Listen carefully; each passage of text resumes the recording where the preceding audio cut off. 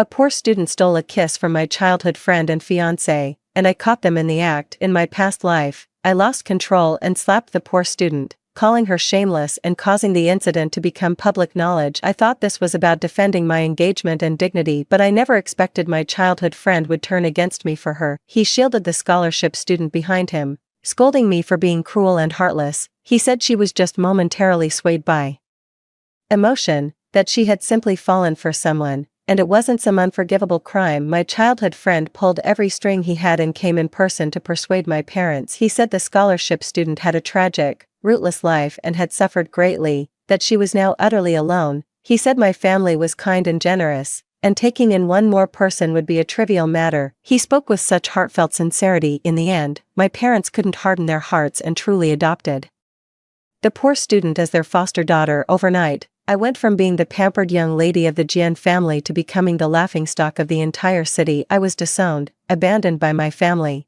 and everyone believed I deserved it for being unable to tolerate a pitiful person on their wedding day. To prevent me from losing control and ruining the ceremony, my parents fabricated a charge and had me sent to prison. That night, after being beaten and burning with fever, I finally collapsed on the cold floor of the prison cell. Given a second chance at life, I stood quietly outside the lab window with my classmates, watching that stolen kiss with cold detachment. Since their love runs so deep, then in this lifetime, I'll let them have their happy ending. I will personally bring them together, let him marry her in a grand ceremony, and let her stand by his side with dignity. Chapter 1. The corridors of the laboratory were packed with people. All eyes were fixed on the corner inside. Through the clear glass window, I stood at the edge of the crowd, my fingertips icy cold, my gaze pierced through the shifting figures, clearly focusing on the side of the experiment table. Fu Jingxi lay on the desk, his face buried in his arm, looking as if he had stayed up all night and was now exhaustedly asleep. At this very moment,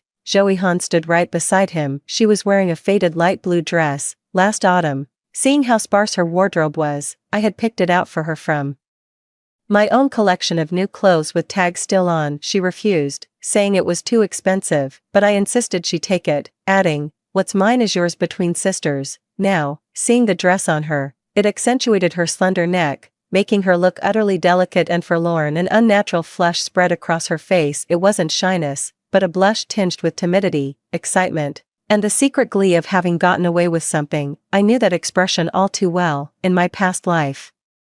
When she first stayed in my guest room and used my limited edition skincare, she wore that exact same look. The next second, as if stealing her resolve, she closed her eyes and leaned down swiftly. Her soft lips landed on the side of Fu Jingxi's face. The surrounding classmates held their breath. Someone instinctively tried to make a sound but was pulled back by the person next to them. My blood seemed to freeze in that instant. My fingertips turned icy cold, and my heart felt as if it were being crushed by an invisible hand, the pain so sharp I could barely breathe. Memories from my past life flooded my mind uncontrollably. It was the same lab, the same scene. I had stumbled upon this disgraceful sight, lost control on the spot, rushed in, slapped Zoe Han hard across the face, and called her shameless. And what was the result? Fu Jingxi shielded Zoe Han behind him without a moment's hesitation, pointed his finger in my face, and berated me for being vicious and cruel. He said she was merely overcome by a moment of passion, that she had simply fallen for someone,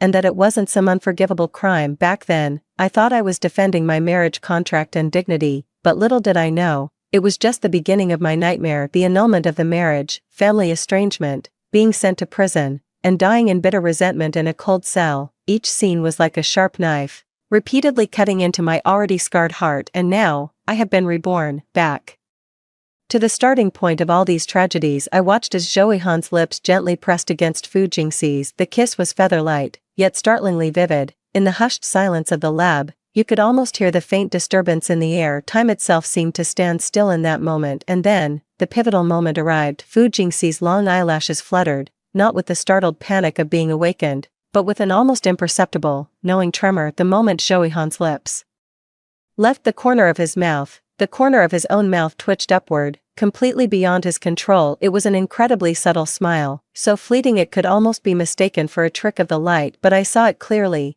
and so did the few classmates standing nearest to the window beside me. Holy crap, Senior Fu wasn't asleep at all. Oh my god, did he do that on purpose? That's so disgusting. That's Jianxing's fiancé. Muffled gasps rippled through the room, though my classmates Whispers were hushed, they pierced my ears like needles. I dug my nails hard into my own thigh, the sharp, searing pain shot through my body, jolting me awake from the overwhelming tide of hatred. Don't act impulsively, Jianxing. This time, you must not repeat the same mistakes. Tears fell like beads from a broken string, plop plop dropping from the eyes, sliding down the cheeks, and splashing onto the corridor floor, leaving small wet marks. I didn't cry out, didn't lose control, not even a single frown, just let the tears flow silently. My shoulders uncontrollably trembling slightly perfectly portrayed the image of a heartbroken young lady betrayed by her best friend and the one she loved. I know that this moment of restraint and sorrow is far more powerful than any hysterical accusation. Indeed, the surrounding chatter immediately shifted direction.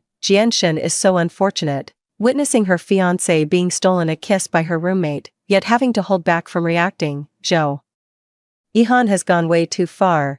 Jianxing is always so good to her, sharing snacks and skincare products, and this is how she repays her, right? She knew perfectly well that Senior Fu is Jianxing's fiancé, yet she still pulled this stunt. She has no shame. Fu Jingxi is no saint either. He was clearly awake and didn't push her away, and he was even smirking. What a jerk. The classmates' sympathy and anger washed over me like a tidal wave, engulfing me completely. Just then, a few senior sisters who were close to me couldn't stand it anymore.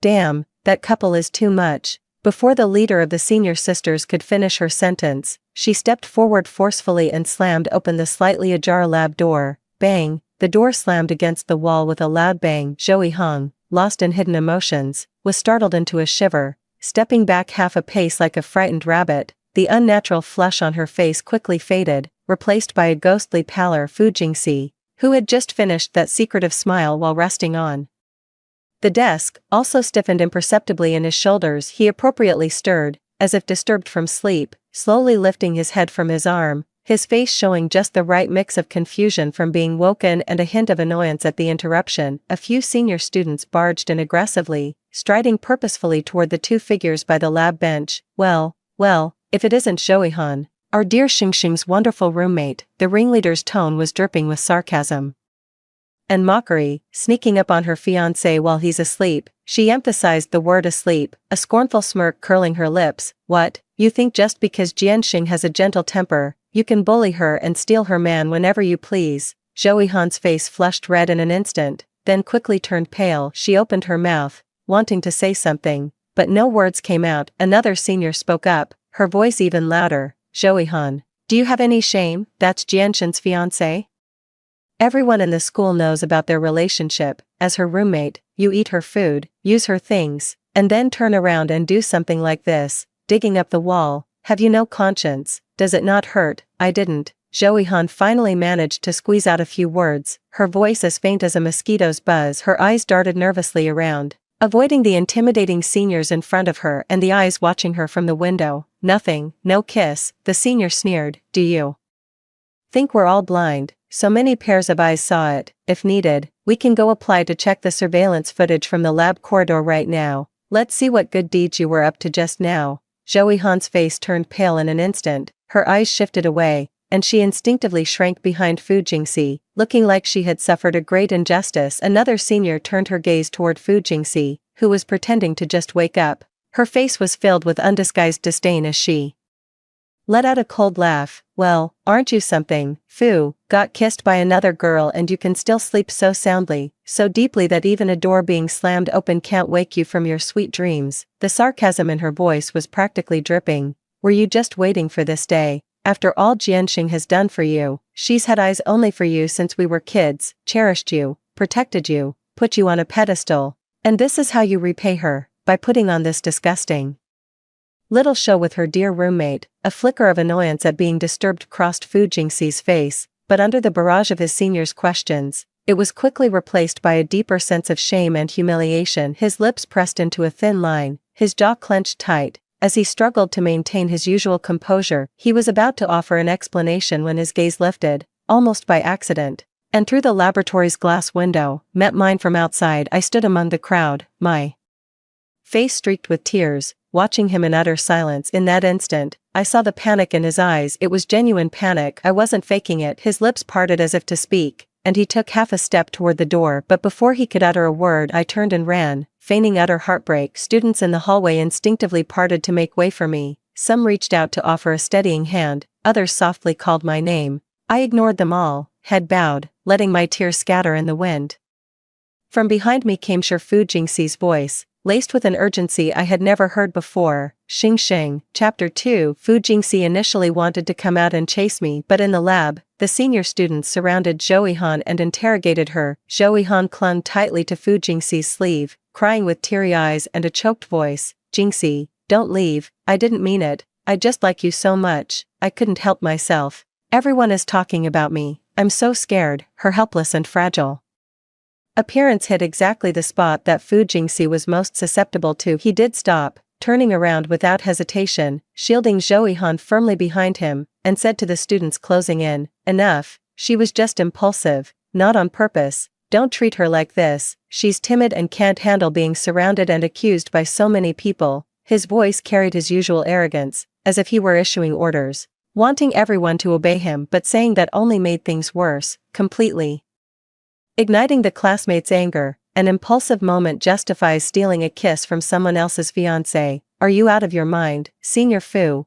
What do you mean? Don't treat her like that, she's capable of such shameless acts, and she's afraid of people talking. Jianshen is the one who got it the worst, right, betrayed by her roommate and fiancé together, and Fu, the senior, doesn't feel sorry for Jianshen but instead protects this homewrecker. Disgusting, is this what they call a devoted senior? Clearly, it's moral corruption. The accusations kept coming, like waves crashing towards the two of them. Zhouyihan turned pale from the scolding, cried even harder, and huddled even closer behind Fu Jingxi, looking utterly wronged. Fu Jingxi's face was ashen, both anxious and furious, yet he didn't know how to refute the accusations. After all, everyone had witnessed Zhouyihan stealing a kiss from him, and no matter how he tried to explain, it all sounded weak and unconvincing.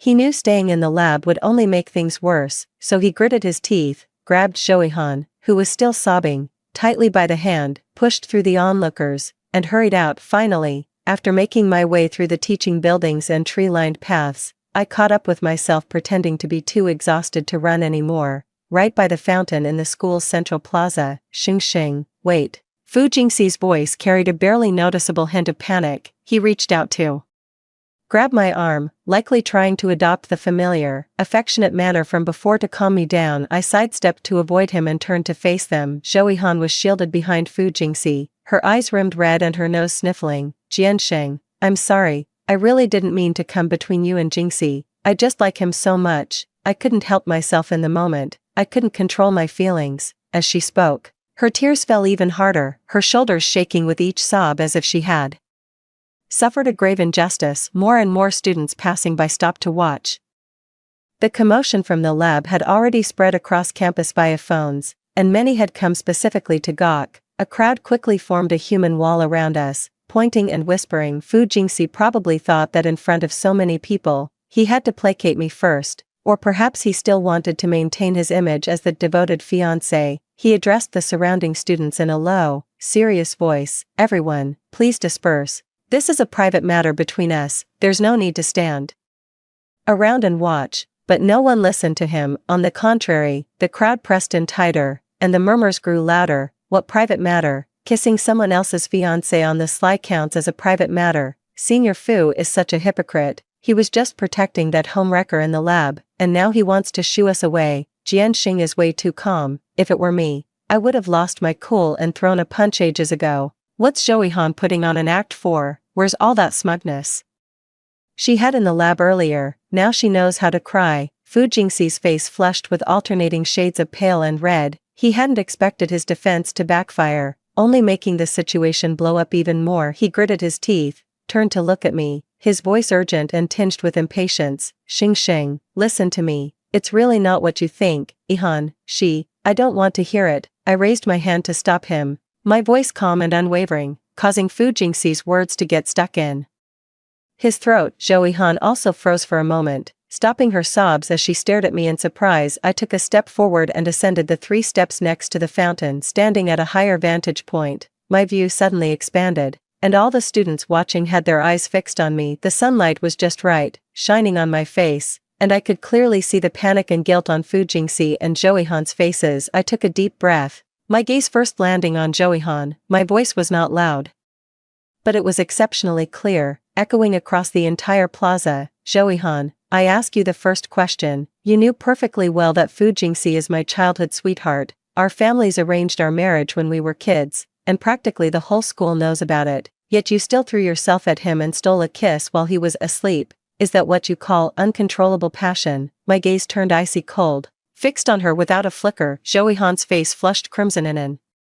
instant, her lips trembled as she tried to speak, but no words came out. She could only shake her head frantically. Second question. I didn't give her a chance to catch her breath, pressing on with a newly sharpened edge of sarcasm in my voice. How have I treated you? I opened my heart to you, considered you my closest roommate, and was genuinely good to you. I was always careful of your pride, afraid you'd feel inferior. I never dared mention anything about family backgrounds around you, and you sneak behind my back, betray me, use my kindness as leverage to covet my fiancé. Can you really live with yourself? The words hit Joeyhan like a sledgehammer. Her face drained from bright red to deathly pale, and her body began to tremble faintly. Tears fell once more, but this time, no one felt an ounce of pity for her. The surrounding classmates whispered among themselves, their gazes fixed on her, brimming with contempt. So that's how it is. Jane was so good to her, and she repays kindness with betrayal. How disgusting. Someone like that should be kicked out of school. What an ungrateful wretch. You just can't win with some people.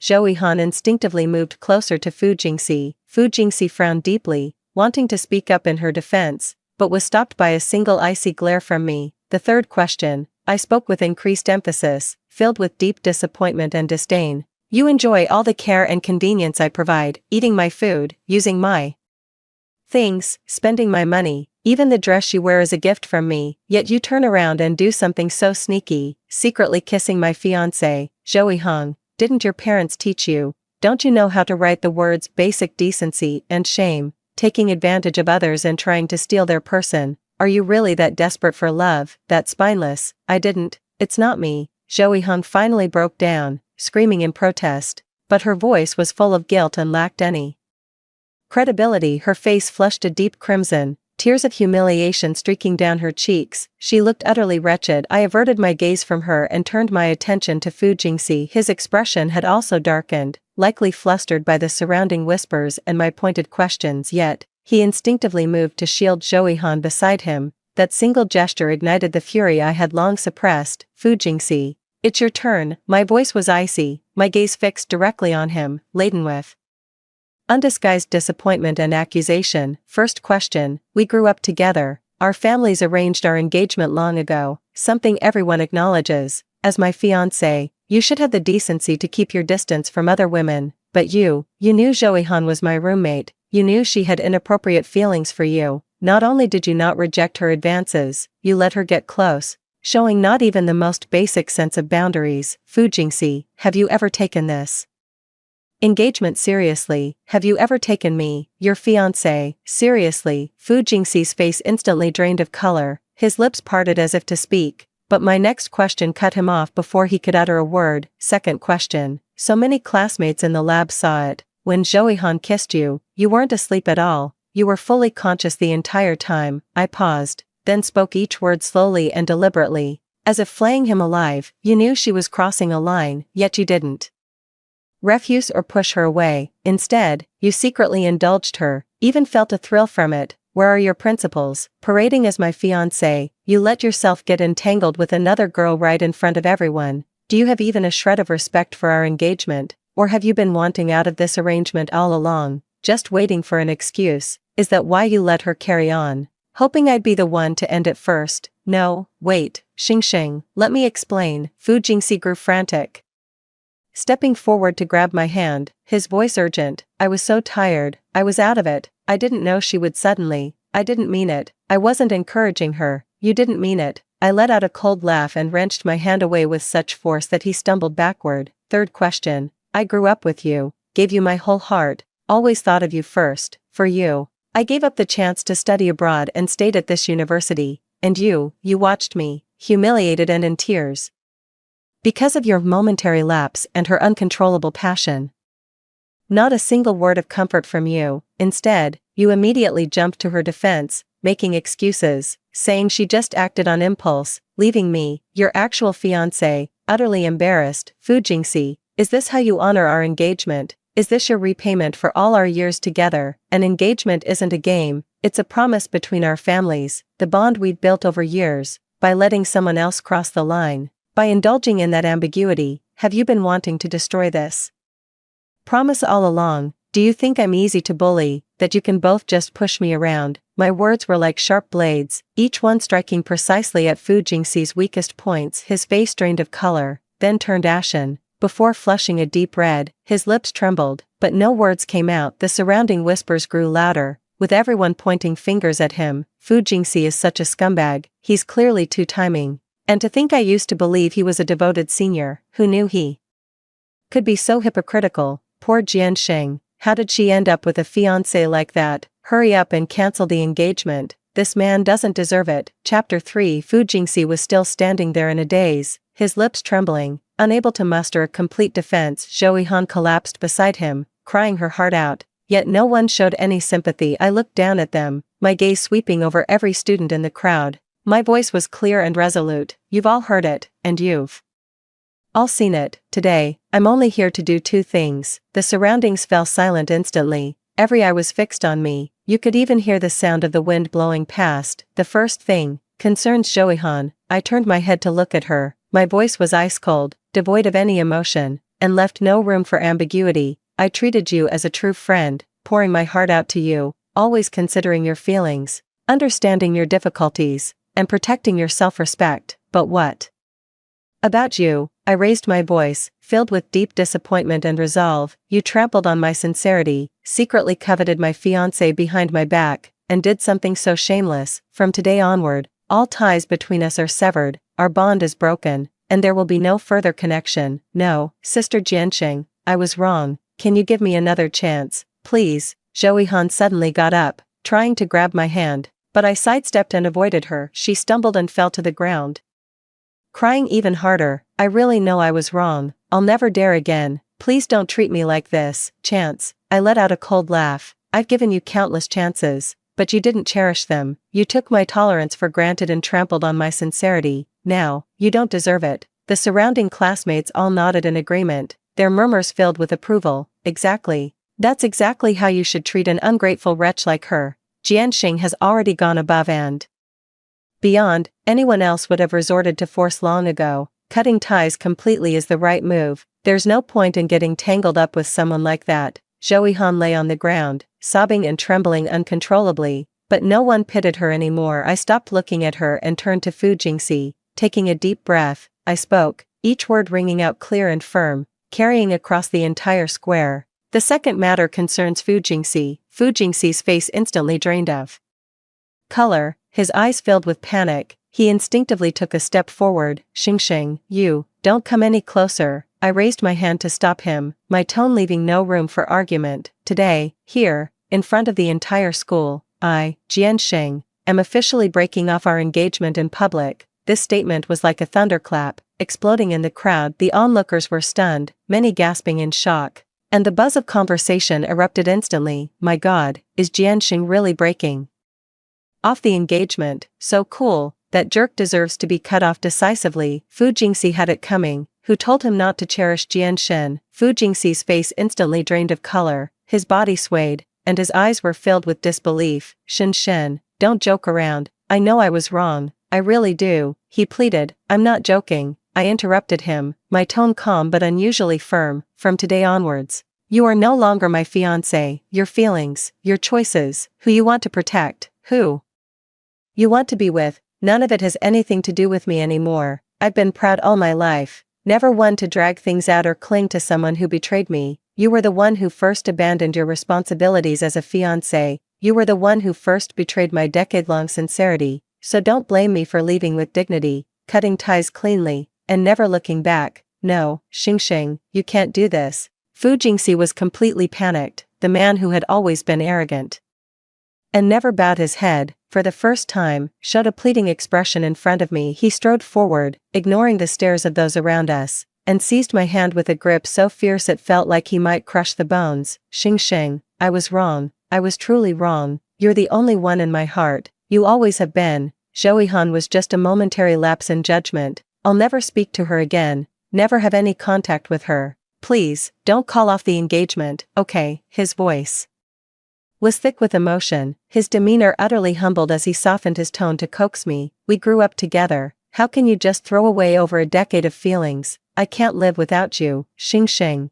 give me one more chance. Just one, please. The classmates around us were stunned. No one had likely ever seen Fu Jingxi so utterly abject and pleading. Some people began whispering, wondering if he truly regretted it and urging me to reconsider. As I looked into his eyes, filled with panic and pleading, my heart remained unmoved, only a cold smile on my face. Regret. In my previous life, when my actions became the talk of everyone, he never once spoke a kind word, instead accusing me of being cruel and vicious, and immediately turned to protect Joey-han. It's just fear of losing me. Fear of losing the bond we've shared for over a decade. This fake remorse is worthless. I yanked my hand back with such force that Fu Jingxi staggered back 2 steps. I looked at him with complete seriousness, my eyes showing no hesitation, and said word by word, Fu Jingxi, I'm not throwing a tantrum, I mean it, it's over between us. Having said that, I turned around to face him and Joey-han, who was still sobbing behind him. I reached out and pushed hard on both of their shoulders, forcing them toward each other. The two stumbled and collided, and Fu Jingxi instinctively caught Joey-han. Watching this, I curled my lips into a cold smile and said,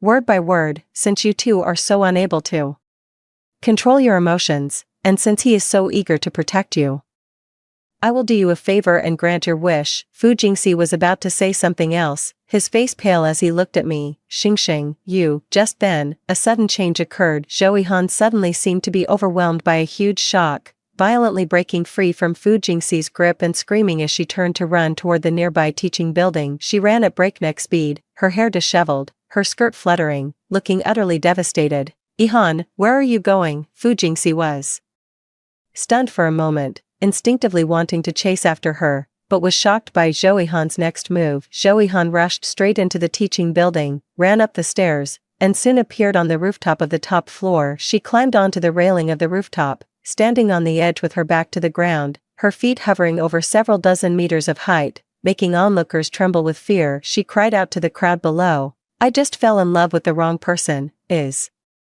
that a crime? I've had a tough background, always feeling inferior and sensitive since I was young. I never dared to ask for much, I just couldn't help liking him. Everyone is against me, no one can accept me, Jianxing won't forgive me, my classmates blame me, and even the person I love the most, I can't even like openly. If that's the case, what's the point of living? I might as well just die. Her voice trembled with sobs, sounding utterly pitiful and heart-wrenching. Many of the onlooking students were shocked, and the tone of the discussions immediately shifted. Oh my God, she wouldn't really do something drastic, would she? Even though she made a mistake, it's not like she deserves to die. Her poor background is quite pitiful. Did we go too far just now? Senior Fu, hurry up and go talk her out of it. Watching this familiar scene, I stood still, unable to help but let out a cold laugh. Here it comes. In my past life, she used this tactic to win everyone's sympathy, making Fu Jingxi feel even more guilty and turning me into the cruel heiress who drove the poor girl to her death in everyone's eyes. This is her most skilled trick, moral blackmail, using tears and life as weapons to force everyone to compromise. Fu Jingxi was indeed completely panicked, his face pale, no longer caring about me, not even bothering to explain. He turned and ran wildly towards the teaching building, shouting as he ran, Ihan,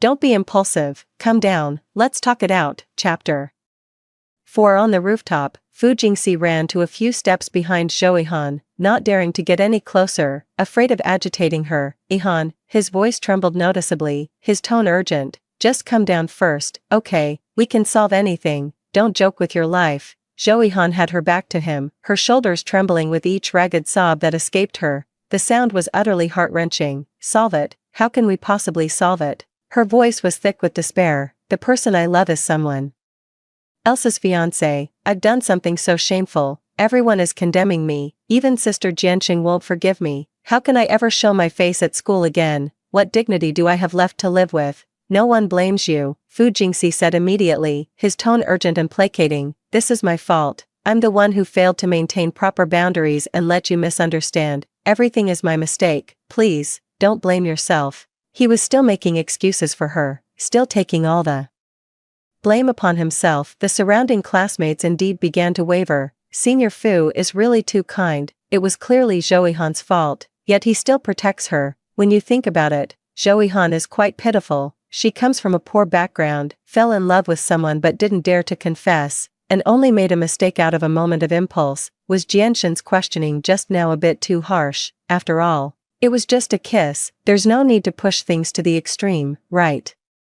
Hearing these comments, I could only find it laughable. Emotional blackmail always works like a charm. Just play the victim convincingly enough, and you can easily win people's sympathy, even when you're the one in the wrong. Zhou Yihan seemed quite pleased with the effect. As her sobs gradually subsided, she slowly turned around, her face streaked with tears, eyes red and swollen, lips trembling slightly. A picture of pitiable vulnerability, her gaze fixed firmly on Fu Jingxi, tinged with a hint of expectation, a touch of grievance, and a resolute determination to go all in. Jingxi, her voice was soft but clear, reaching downstairs, tell me the truth, do you really feel nothing for me at all? Fu Jingxi was stunned, his eyes flickering, as if he hadn't expected her to suddenly ask this question. He opened his mouth, about to say something, but then stopped. Seeing his hesitation, Zhou Yihan's tears fell once more. Her body swayed slightly, causing the guardrail beneath her feet to emit a faint, ominous creak. The sight was enough to stop a heart. Say something, she cried out, her voice rising and cracking with emotion. If you don't feel anything for me at all,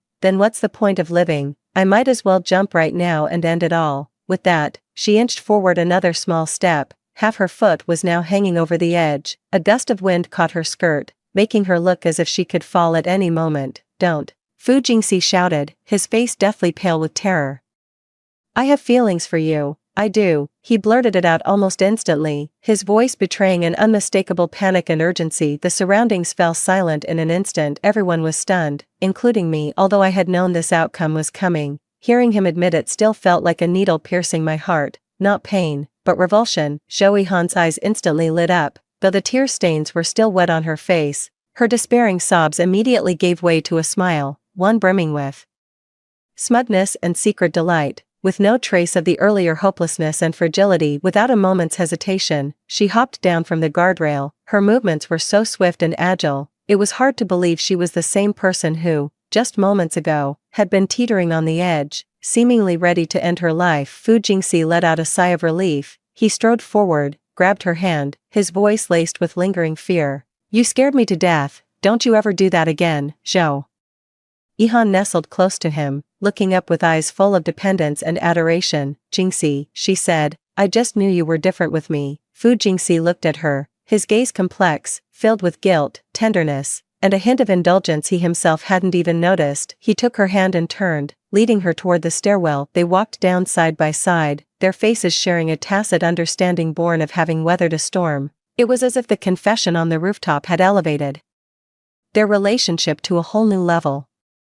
They made their way through the crowd of onlookers, walking straight toward me. Fu Jingxi's face bore an almost imperceptible hint of satisfaction, as if he believed it was a remarkable achievement to have saved Zhou Yihan's life while also understanding his own heart. Zhou Yihan, on the other hand, raised her head slightly, her chin tilted upward, her gaze at me filled with provocation and pride, as if to say, see, Jingxi ultimately chose me. The murmurs around them began again. So, does Senior Fu really like Zhou Yihan? What about Jiansheng? They're engaged. This situation is just so awkward, isn't it? Zhou Yihan is so manipulative, using suicide to force Senior Fu to admit his feelings. Fu Jingxi walked up to me and stopped, his tone carrying a hint of self-assurance. Xingsheng, I know you're upset right now, but Yihan and our feelings are real. He actually had the nerve to try and explain himself to me, to try and get me to accept this outcome. Zhou Yihan chimed in.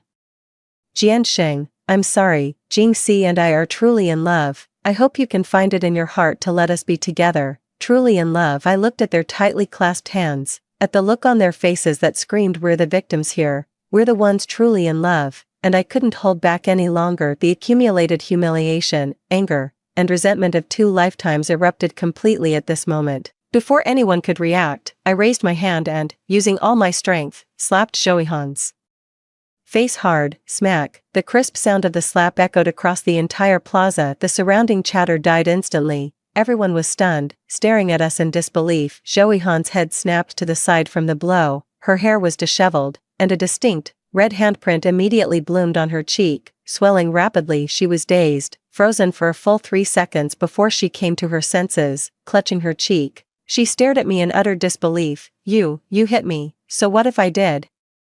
I sneered. Without giving her a chance to react, I raised my other hand and slapped Fu Jingxi across the face with all my might. Bang! Another crisp slap echoed. Fu Jingxi was stunned. He never expected that I, who was always proud and restrained, would slap him hard in public. His cheek quickly swelled and burned with pain. He clutched his face, his eyes brimming with shock, humiliation, and disbelief. Jian Xing, have you lost your mind? I withdrew my hand, looking at the disheveled state of the two of them with utter contempt in my eyes. The onlookers completely erupted into an uproar. Oh my god, Jian Xing actually threw a punch. Well struck, scum like them deserve every bit of it. Where's Joey Han's smug attitude now? Starting to feel the sting, Fu Jingxi had it coming too, playing the field while engaged. He brought this on himself, ignoring the gasps around me and the furious glares from the pair. I spoke slowly, my voice deceptively calm yet carrying immense weight. You both had those slaps coming. The first slap, I looked at Joey Han, who was clutching her cheek with a venomous glare, wipes out all the support and sincerity I've given you, the snacks I shared, the clothes I gifted, the notes I organized for you, the care I showed you. From today, it's all cancelled, no debts between us. Joey Han was trembling with rage, her lips quivering as she tried to say something, but my cold gaze kept her silent. The second slap, I turned to Fu Jingxi, my eyes devoid of any lingering affection, only disgust, shatters the decade-long bond we shared, and this engagement that should have been annulled long ago. You owe me, and this slap is just a start. Fu Jingxi's face alternated between shades of green and white, his hand on his cheek, his gaze complex as he looked at me, a mix of anger, grievance, and a barely noticeable panic. I paused, a cruel, supremely mocking smile curling at the corner of my mouth, and enunciated each word clearly. Finally, I have a blessing for you. I wish for the two of you to be entangled together for all eternity, bound in inseparable affection, never part, stay locked together for a lifetime, and love each other well. The words struck their hearts like a sharp blade, piercing with perfect precision. Fu Jingxi's face turned pale in an instant, filled with terror in his eyes, as if he was terrified that my blessing might come true. Joey Han also froze, her venomous expression turning to panic. She instinctively tried to let go of Fu Jingxi's hand, but he held on to it tightly. Watching their panicked expressions, I felt a great sense of satisfaction. I strode confidently towards the exit of the square. Chapter 5. I dragged my exhausted body back home the moment I pushed the door open. The bright light in the living room was blinding. My dad was sitting on the sofa reading the newspaper. My mom was bustling in the kitchen. Everything was as usual, warm and peaceful. Seeing me come in, my mom immediately poked her head out of the kitchen, smiling. Xingxing's back. Why didn't you come with Jingxi? I even made a few extra dishes, thinking you'd both be back for dinner. My dad also put down his newspaper, speaking casually. Has Jingxi been too busy lately? It's been days since he came over for dinner. Call him tomorrow. I've asked someone to make soup. Watching them so oblivious, I felt a knot in my chest. I didn't say anything, changed into my slippers, and walked over to sit on the sofa. Dad, Mom, I need to talk to you about something. My mom heard something was off in my tone, came out of the kitchen, wiped her hands, and sat down beside me. What's wrong? Did you have a fight with Jingxi? Worse than a fight. I took a deep breath and recounted everything that happened at school, word for word. Joey Han stole a kiss while Fu Jingxi was asleep, but he was actually awake. He smiled at the corner of his mouth. He allowed it. I saw it with my own eyes in the hallway, and so did countless other students. I confronted them face to face, slapped them, and publicly called off the engagement. After saying all this, I expected them to be shocked, angry, and ready to go to the Fu family to demand an explanation on my behalf. But I was wrong. My mom listened, and her first reaction wasn't anger, but a frown, her tone carrying a hint of disapproval. Xingxing, aren't you being too impulsive? Joey Han, you mentioned her before. Her background is quite pitiful. No father or mother, raised by relatives, enduring all kinds of hardships. A child like that, with low self-esteem and sensitivity, has a tough life. It's only natural for her to be attracted to someone outstanding. Do you really need to make such a big deal out of this? I was stunned, staring at her in disbelief. Mom, what are you saying? She kissed my fiancé, and you're calling that normal? My mother sighed and patted the back of my hand. That's not what I meant, dear. I'm saying she's a girl from a poor background who hasn't seen much of the world. It's understandable that she got carried away in the moment. As the eldest daughter of the Jian family, you should be more magnanimous. Why stoop to her level? My father put down his newspaper and scolded me with a stern face. Your mother is right. Our Jian family values generosity and kindness above all else. Your grandfather built this family from nothing, and he did it on the principles of benevolence and righteousness. You, child, have been spoiled since you were little. You have too much of a young mistress temper. Your heart is too narrow, and you don't understand how to show consideration for those less fortunate. That poor girl comes from a destitute family with no one to rely on. What's wrong with her admiring someone outstanding? Was it really necessary to slap her in front of so many people? Aren't you just driving her to despair? I was trembling with rage, my fingers digging into the sofa cushion. Dad, she did something shameless. She's after my fiancé. You need to understand, I'm the victim here. My dad wouldn't listen to me and continued to scold. Victim, you slapped her in the face and publicly humiliated her, and you still have the nerve to call yourself the victim. Xing Xing, you can't be so selfish. That young girl is already so pitiful. Can't you show her some compassion? Me, show her compassion? My voice cracked. If I show her compassion, who's going to show me any? I saw my fiancé being kissed by another woman, and I'm supposed to smile and wish them well. My mom quickly tried to mediate. All right, stop arguing. Xing Xing, I know you're feeling wronged, but your dad does have a point. Zoe Han is indeed pitiful, so why are you arguing with her? What's most important now is to go find Jingxi and make up with him, apologize and be more forgiving towards that young girl. Jingxi is soft-hearted. If you show some humility, he'll definitely come back. I can't believe my ears. Make me apologize. Why should I apologize? I the one who did something wrong. My dad slammed the table, his face ashen. How dare you ask why? If you hadn't made a scene in public, would it have become common knowledge? Now the whole school knows our eldest daughter from the Jian family couldn't win in a fight for her fiancé and even resorted to hitting someone. Where do you think our family's reputation stands now? I couldn't win. I was so angry that tears welled up in my eyes. It was Zoe Han who took advantage of the situation.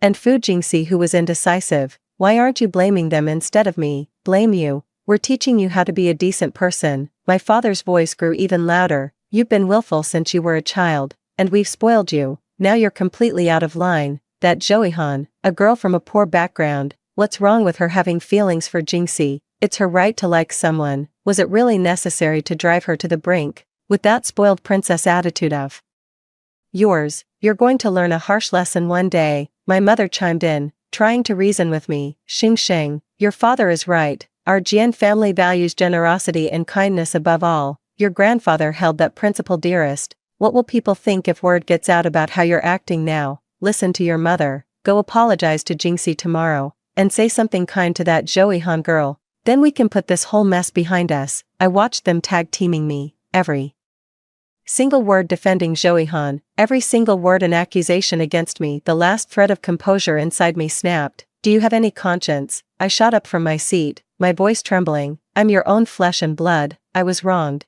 And not only did you not stand up for me, but you're telling me to apologize to the person who hurt me. What kind of logic is that? My mother's face darkened. How dare you speak to us like that? We're your parents. Would we ever steer you wrong? We're teaching you to be magnanimous. Magnanimous? I let out a cold laugh. This isn't magnanimity, it's emotional blackmail. Just because you pity the underdog, does that mean you can ignore right and wrong? Does that mean you can let someone steal my fiancé? My father stood up, furious, pointing a finger at me. You ungrateful girl. After all the years we've slaved to raise you, this is how you talk to us. Am I wrong? Tears streamed down my face, and I didn't bother to wipe them away.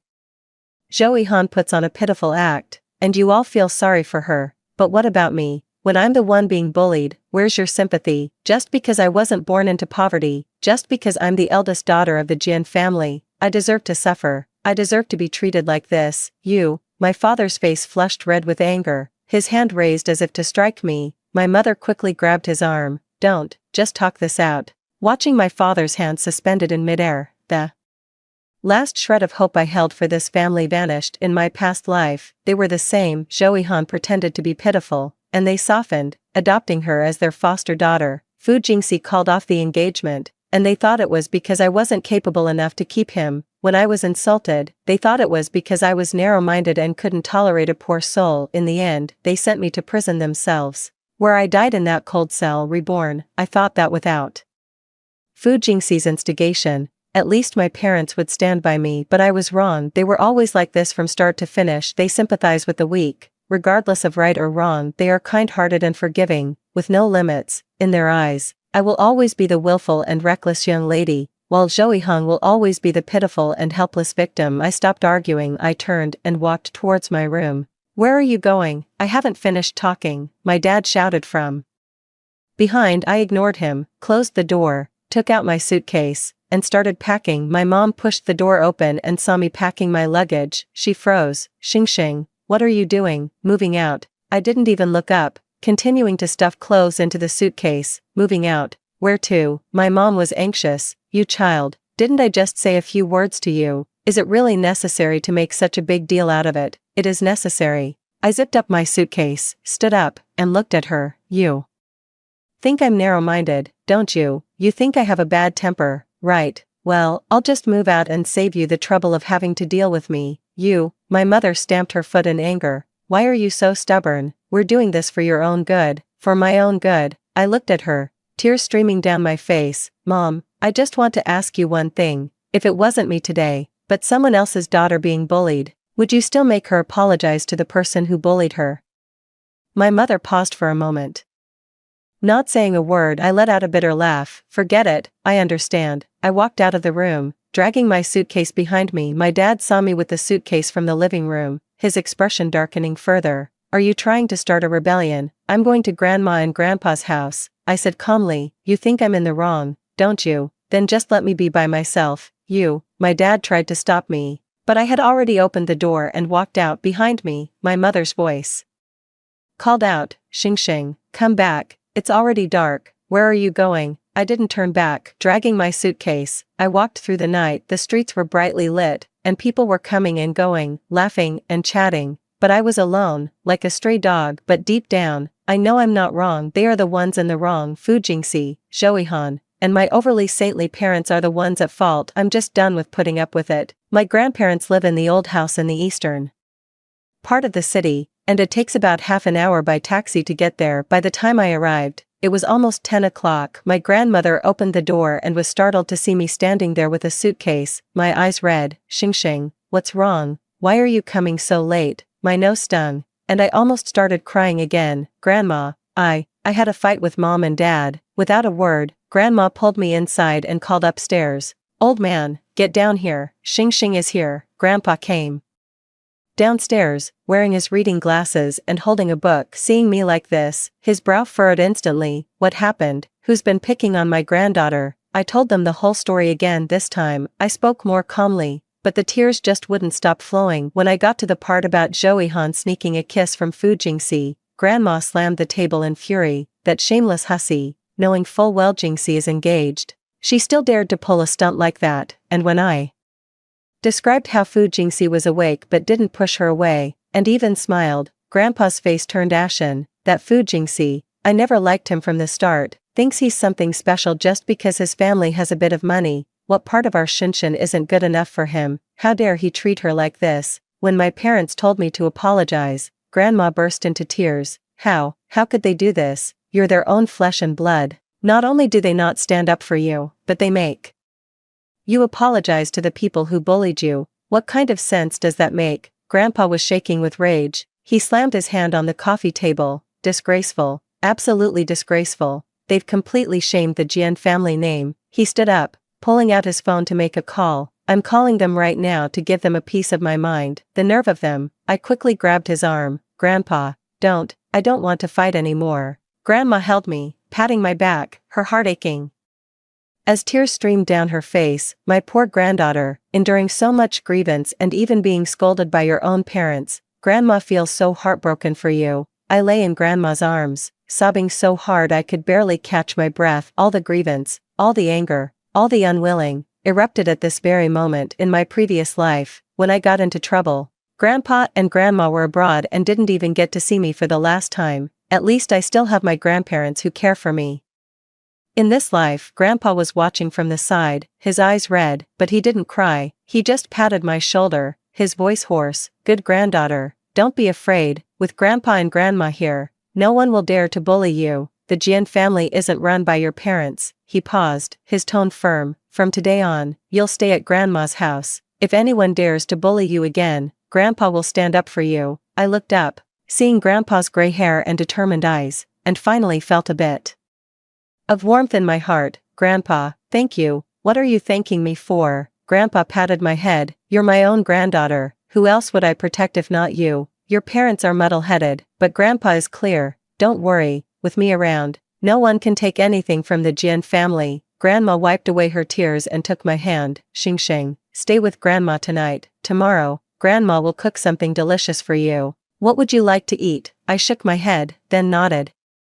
Tears still streaming down. Finally, with my grandparents, I felt I wasn't alone. I still had a home and people who truly loved me. Chapter 6. The incident at school spread across the entire campus overnight. The next day, as I walked to class, people were pointing and whispering everywhere I went, but in most of their eyes, I saw pity. Some said Joey-han was shameless, others called Fiancé a scumbag, and there were those who felt indignant on my behalf, but Joey-han couldn't accept the damage to her reputation. On the third day, she began to take action. A classmate told me that Joey-han has been seeking people out to cry to these past 2 days, pulling one classmate aside to say, "I didn't mean it," and another senior to say, "Sister Jianqing has been so good to me. I really feel guilty." But the guilt she spoke of took on a different meaning when others repeated it. Joey-han said she grew up without parents, living under someone else's roof, and was extremely insecure.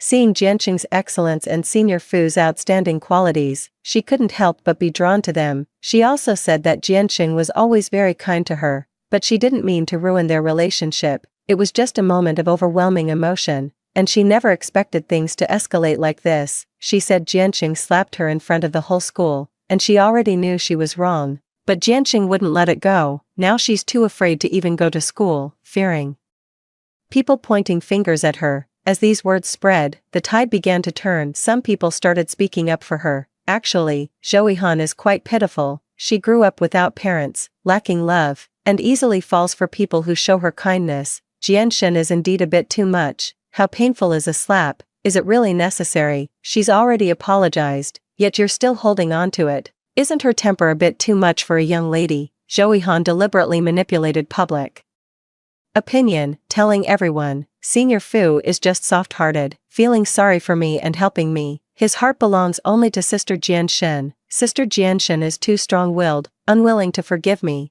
and insists on making a big deal out of this. Now she's forcing me to the point where I can't even stay in school. I really don't know what to do anymore." I was in the middle of an experiment in the lab when I first heard about it. My senior lab mate stormed in, fuming. "Xing, do you know what that Joey-han is saying about you out there?"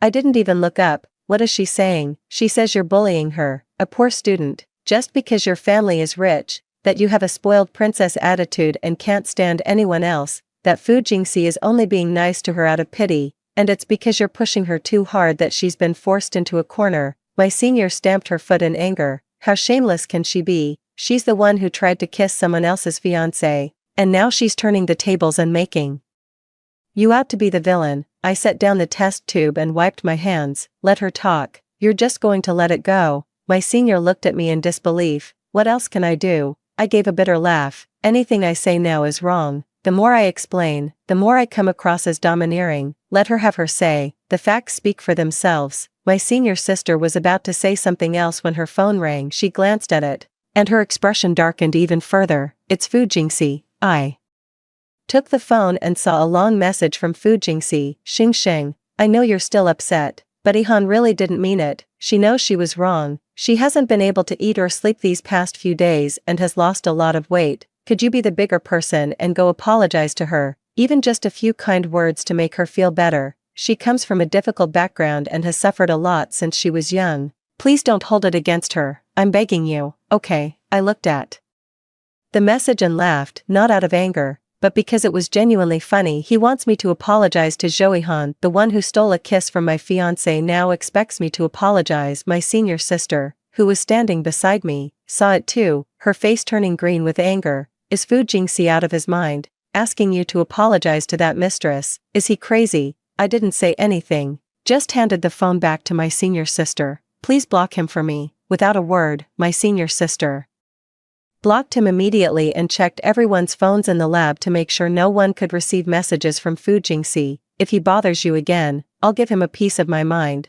My senior sister patted my shoulder. I nodded, but my heart remained unmoved. It didn't surprise me at all that Fu Jingxi would turn out this way. In his past life, he was the same. Whenever Joey-han cried or made a fuss, he would soften and feel the whole world owed her. This is just a repeat of the past. Fu Jingxi didn't get what he wanted at school, so he turned around and went to my house. My mom told me this later over the phone. Of course, her tone wasn't to inform me, but to interrogate me. Xingxing, what's going on with you? Jingxi came by the house today. He said you're still making a fuss at school, making it really hard for that Joey-han to get by. That girl is pitiful enough as it is. What more do you want? I was having breakfast at my grandma's house when I heard this, and I nearly dropped my chopsticks. Mom, what are you saying? Did I make it hard for Joey-han to stand? She's the one going around playing the victim. What does it have to do with me? How is it not your business? My mother's voice carried dissatisfaction. If you hadn't publicly slapped her in the face and made the whole thing public, would people be pointing fingers at her? Jingxi says she's too scared to even go to class now, crying all day in her dorm. If you push her like this and she can't take it, what?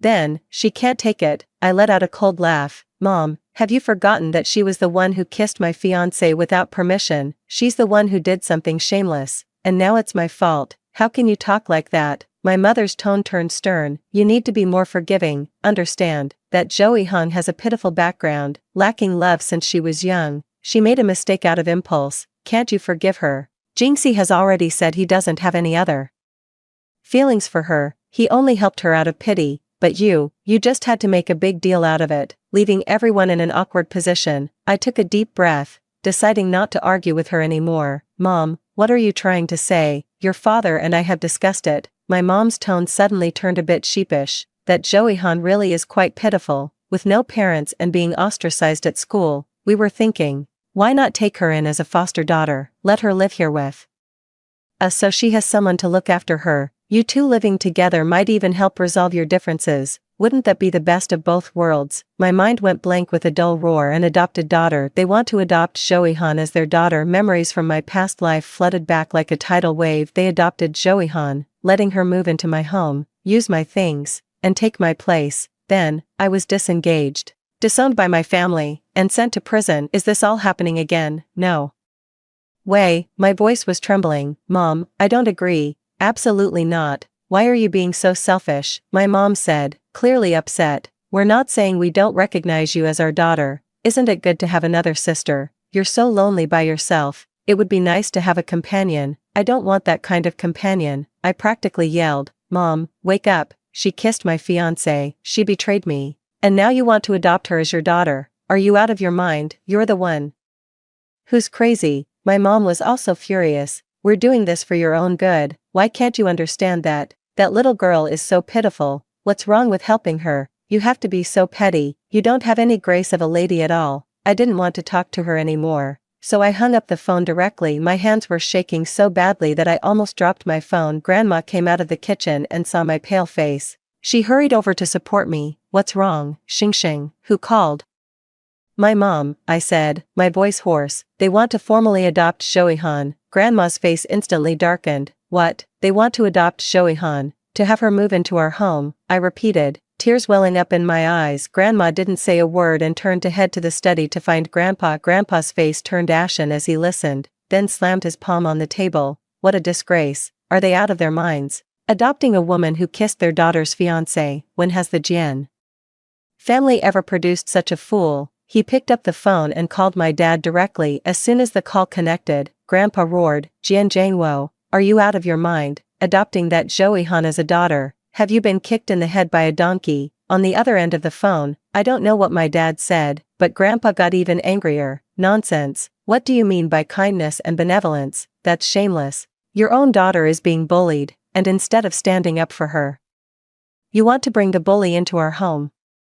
Do you think Xingxing is easy to bully? Let me tell you this, if you dare to adopt Zhouyihan as your foster daughter, I will cut ties with you immediately. All the inheritance rights will go to Xingxing, you won't get a single penny. That's what I said. If you don't agree, come find me right now. After saying that, Grandpa hung up the phone with a loud click. Grandma was beside herself with anger, tears streaming down her face. How could those two troublemakers treat Xingxing like this? She's their own daughter. Grandpa held my hand firmly and said, "Don't be afraid, Xingxing, with me here, they can't do anything. Everything in the Jian family belongs to you, and no one can take it away." I nodded, and the tears finally fell. My parents were intimidated by Grandpa's presence, and the matter of adopting a daughter was temporarily put on hold, but Fu Jingxi, for his part, refused to let up. He began openly spending time with Zhouyihan. They attended classes, ate meals, and went to the library together every day. He even carried her bag, fetched her water, and saved her seats right in front of everyone. Senior Fu is so good to Zhouyihan, he must really like her. Poor Jianxing. It's only been a few days since the engagement was called off, and her ex-fiancé is already parading around with someone else. Can you really blame Senior Fu? Jianxing is too domineering. What man could put up with that? When this gossip reached the lab, my senior labmates were furious on my behalf. That Fu Jingxi has no shame at all. The engagement was just called off a few days ago, and he's already rushing to be with his mistress. Xingxing, don't be upset. A scumbag like that isn't worth it. I shook my head. I'm not upset at all. I truly wasn't upset. I knew this would be the outcome all along. Although Zhouyihan's status as the Jian family's prospective foster daughter hasn't been finalized, she's already started enjoying the perks. She's playing both sides, still putting on a frail and pitiful act for the outside world. Sister Jianxing is actually really nice. She's already forgiven me. Uncle and auntie just feel sorry for me. That's why they're giving me special treatment. I'm truly so grateful to them. That was a perfectly crafted statement. It made me look magnanimous, her look considerate, and conveniently cemented the special relationship between her and my family. But what was the reality? She had already moved into our guest room. My mom told me this later over the phone, saying she was just letting her stay for a few days until she finds her own place, but I knew, once she moved in, she was here to stay. After Zhouyihan moved into my place, she began to encroach on my space. Bit by bit, she slept in my bed, used my skincare products, and wore my clothes. She even dug out the brand new clothes with tags still on from my closet, tried them on one by one, took photos, and posted them on social media with the caption, "Thanks, sis, love them." I almost dropped my phone when I saw that post on Moments. Those clothes were limited editions I bought with my allowance, some of which I haven't even worn myself. She, on the other hand, wears them as if she owns them. What's even worse is that she's started copying my style. Whatever I wear, she wears the same. Whatever brand of cosmetics I use, she wants to use too. A classmate secretly told me that Zhouyihan is saying all over school that she learned her style from me, because she thinks I have great taste and wants to learn from me. She's learning from you. She's stealing from you. My senior sister fumed. She wears your clothes, uses your stuff, and then claims she's learning from you. Does she have no shame? I gave a cold laugh. Let her be. Not only that, but Zhouyihan also started leveraging my connections and resources. She added all my friends on WeChat and, using her identity as Jianxing's little sister, started cozying up to everyone. She joined the clubs I used to be in and sat in my old seat. She even went to see my former mentor, saying she wanted to work on a project with him, using the excuse, "Sister Jianxing said you're amazing and told me to come learn from you." I only found out about this when my advisor called to ask me, "Jianxing, that Zhouyihan claims to be your sister and wants to work on the project with me. When did you suddenly gain a sister?" I was mortified. "Teacher, she's not my sister, we're just ordinary classmates." The advisor just oh-ed and said nothing before hanging up the phone, but I knew he must have found it strange. Zhouyihan was becoming more and more arrogant at school. She started telling everyone that my parents treated her exceptionally well and treated her like their own daughter. She also claimed that Fu Jingxi had always liked her, and being with me was just an arrangement by our families, devoid of any real feelings. When these words reached the lab, the senior students were furious. "This Zhouyihan, she has no shame at all. Xingxing, are you just going to let her be so arrogant?" I put down the lab equipment in my hand and looked out the window at the sky. Let her be arrogant. The more arrogant she is, the harder she'll fall. Chapter 7. Joey Han doesn't know that the biggest flaw of Fu Jingxi is his fickleness. He was committed, taking responsibility for Joey Han while also unable to let go of my looks and the background of the Jian family. You should know, the Jian family is still run by my grandparents. He was like a spinning top, swaying between two sides, trying to please both. In the first week after the annulment of our engagement, he sent me 17 messages. I didn't reply. The second week, he started calling. I blocked one of his numbers, and he'd just call from another. The third week, he was waiting for me right outside the lab building. That day, I finished up in the lab after 9 in the evening. As soon as I stepped out of the building, I saw Fu Jingxi leaning against a lamppost, holding a cup of hot milk tea. That's the place I used to love getting my drinks from. Xing Xing. He walked up and handed me the milk tea. I've been waiting for you for a long time. I didn't take it. Stepping around him to keep walking, he caught up and walked beside me, his tone softening. Xing Xing. I know you're still mad at me, but I've been thinking a lot these past few days, and I truly regret it. I didn't say a word and kept walking. There's nothing between me and Joey Han, he said urgently, quickening his pace to block my path. That day on the rooftop, I only said that because I was afraid she might do something drastic. You're the only one in my heart. You always have been. I stopped and looked at him. The streetlight fell on his face, the same face I'd known for over a decade, yet now, it only felt strange to me. Fu Jingxi, I began, my tone unnervingly calm. Whatever is between you and Joey Han is none of my business. We're no longer engaged. That was your unilateral decision. I never agreed to it. He grew frantic, reaching out to grab my arm. Xing Xing, we grew up together. How can you just throw away over a decade of feelings like it's nothing? I dodged his hand. That day in the square, you said it yourself. You have feelings for her. The whole school heard you. She forced me into it. Fu Jingxi's voice was laced with grievance. She was on the rooftop threatening to jump. What was I supposed to do? I couldn't just stand there and watch her die, could I? So you came to find me now, just to hear me say you did the right thing? No, he sighed. Xing Xing, I just wanted you to know that you're the only one in my heart. Joey Han, I just felt sorry for her. She seemed so pitiful. Can you please stop this? Just come back to me. Okay. I looked at him and suddenly found the whole situation utterly ridiculous. Fu Jingxi, do you really think I can't live without you? That's not what I meant. That's exactly what you meant. I cut him off. You think a few sweet words will make me forgive you, that I'll just meekly go back to being your fiancé, then you can keep enjoying my affection,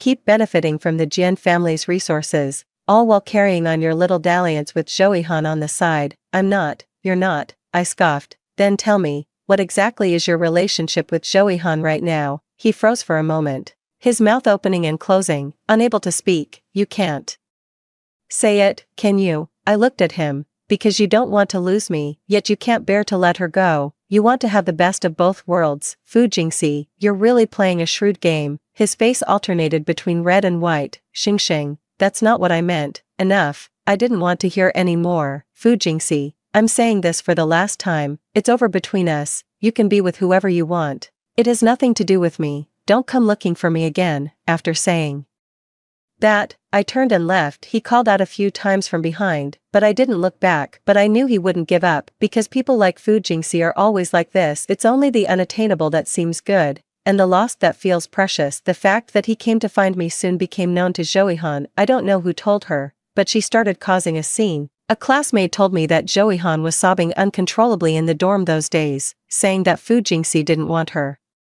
anymore and that he had gone to reconcile with Jian Shen. Fu Jingxi had no choice but to go and comfort her again in front of everyone. He assured Joey Han that there was no longer any relationship between him and me, and that he had only come to clarify things with me, not to reconcile. Of course, Joey Han didn't believe him and continued to cry. Fu Jingxi continued to coax. In the end, in front of Joey Han, he deleted all my contact information. He also posted a moment with a photo of him and Joey Han, captioned, "Please guide me through the rest of my life." I saw this moment while I was in the lab doing an experiment. My senior lab partner saw it too and was so furious she nearly threw her phone. That Fu Jingxi, he came begging for reconciliation just the other day, and now he's making it official with Joey Han. Is he out of his mind? I didn't say a word, just kept working on the experiment, but deep down, I wasn't the least bit surprised. That's just the kind of person Fu Jingxi is. Whoever cries the loudest gets his sympathy. whoever makes the biggest scene gets his attention. He doesn't truly love Joey-han, he just can't stand to see her cry. He doesn't truly love me either. He just can't bear to part with the Jian family's background. Any woman who gets involved with a man like that is asking for trouble. Time flies quickly. Before I knew it,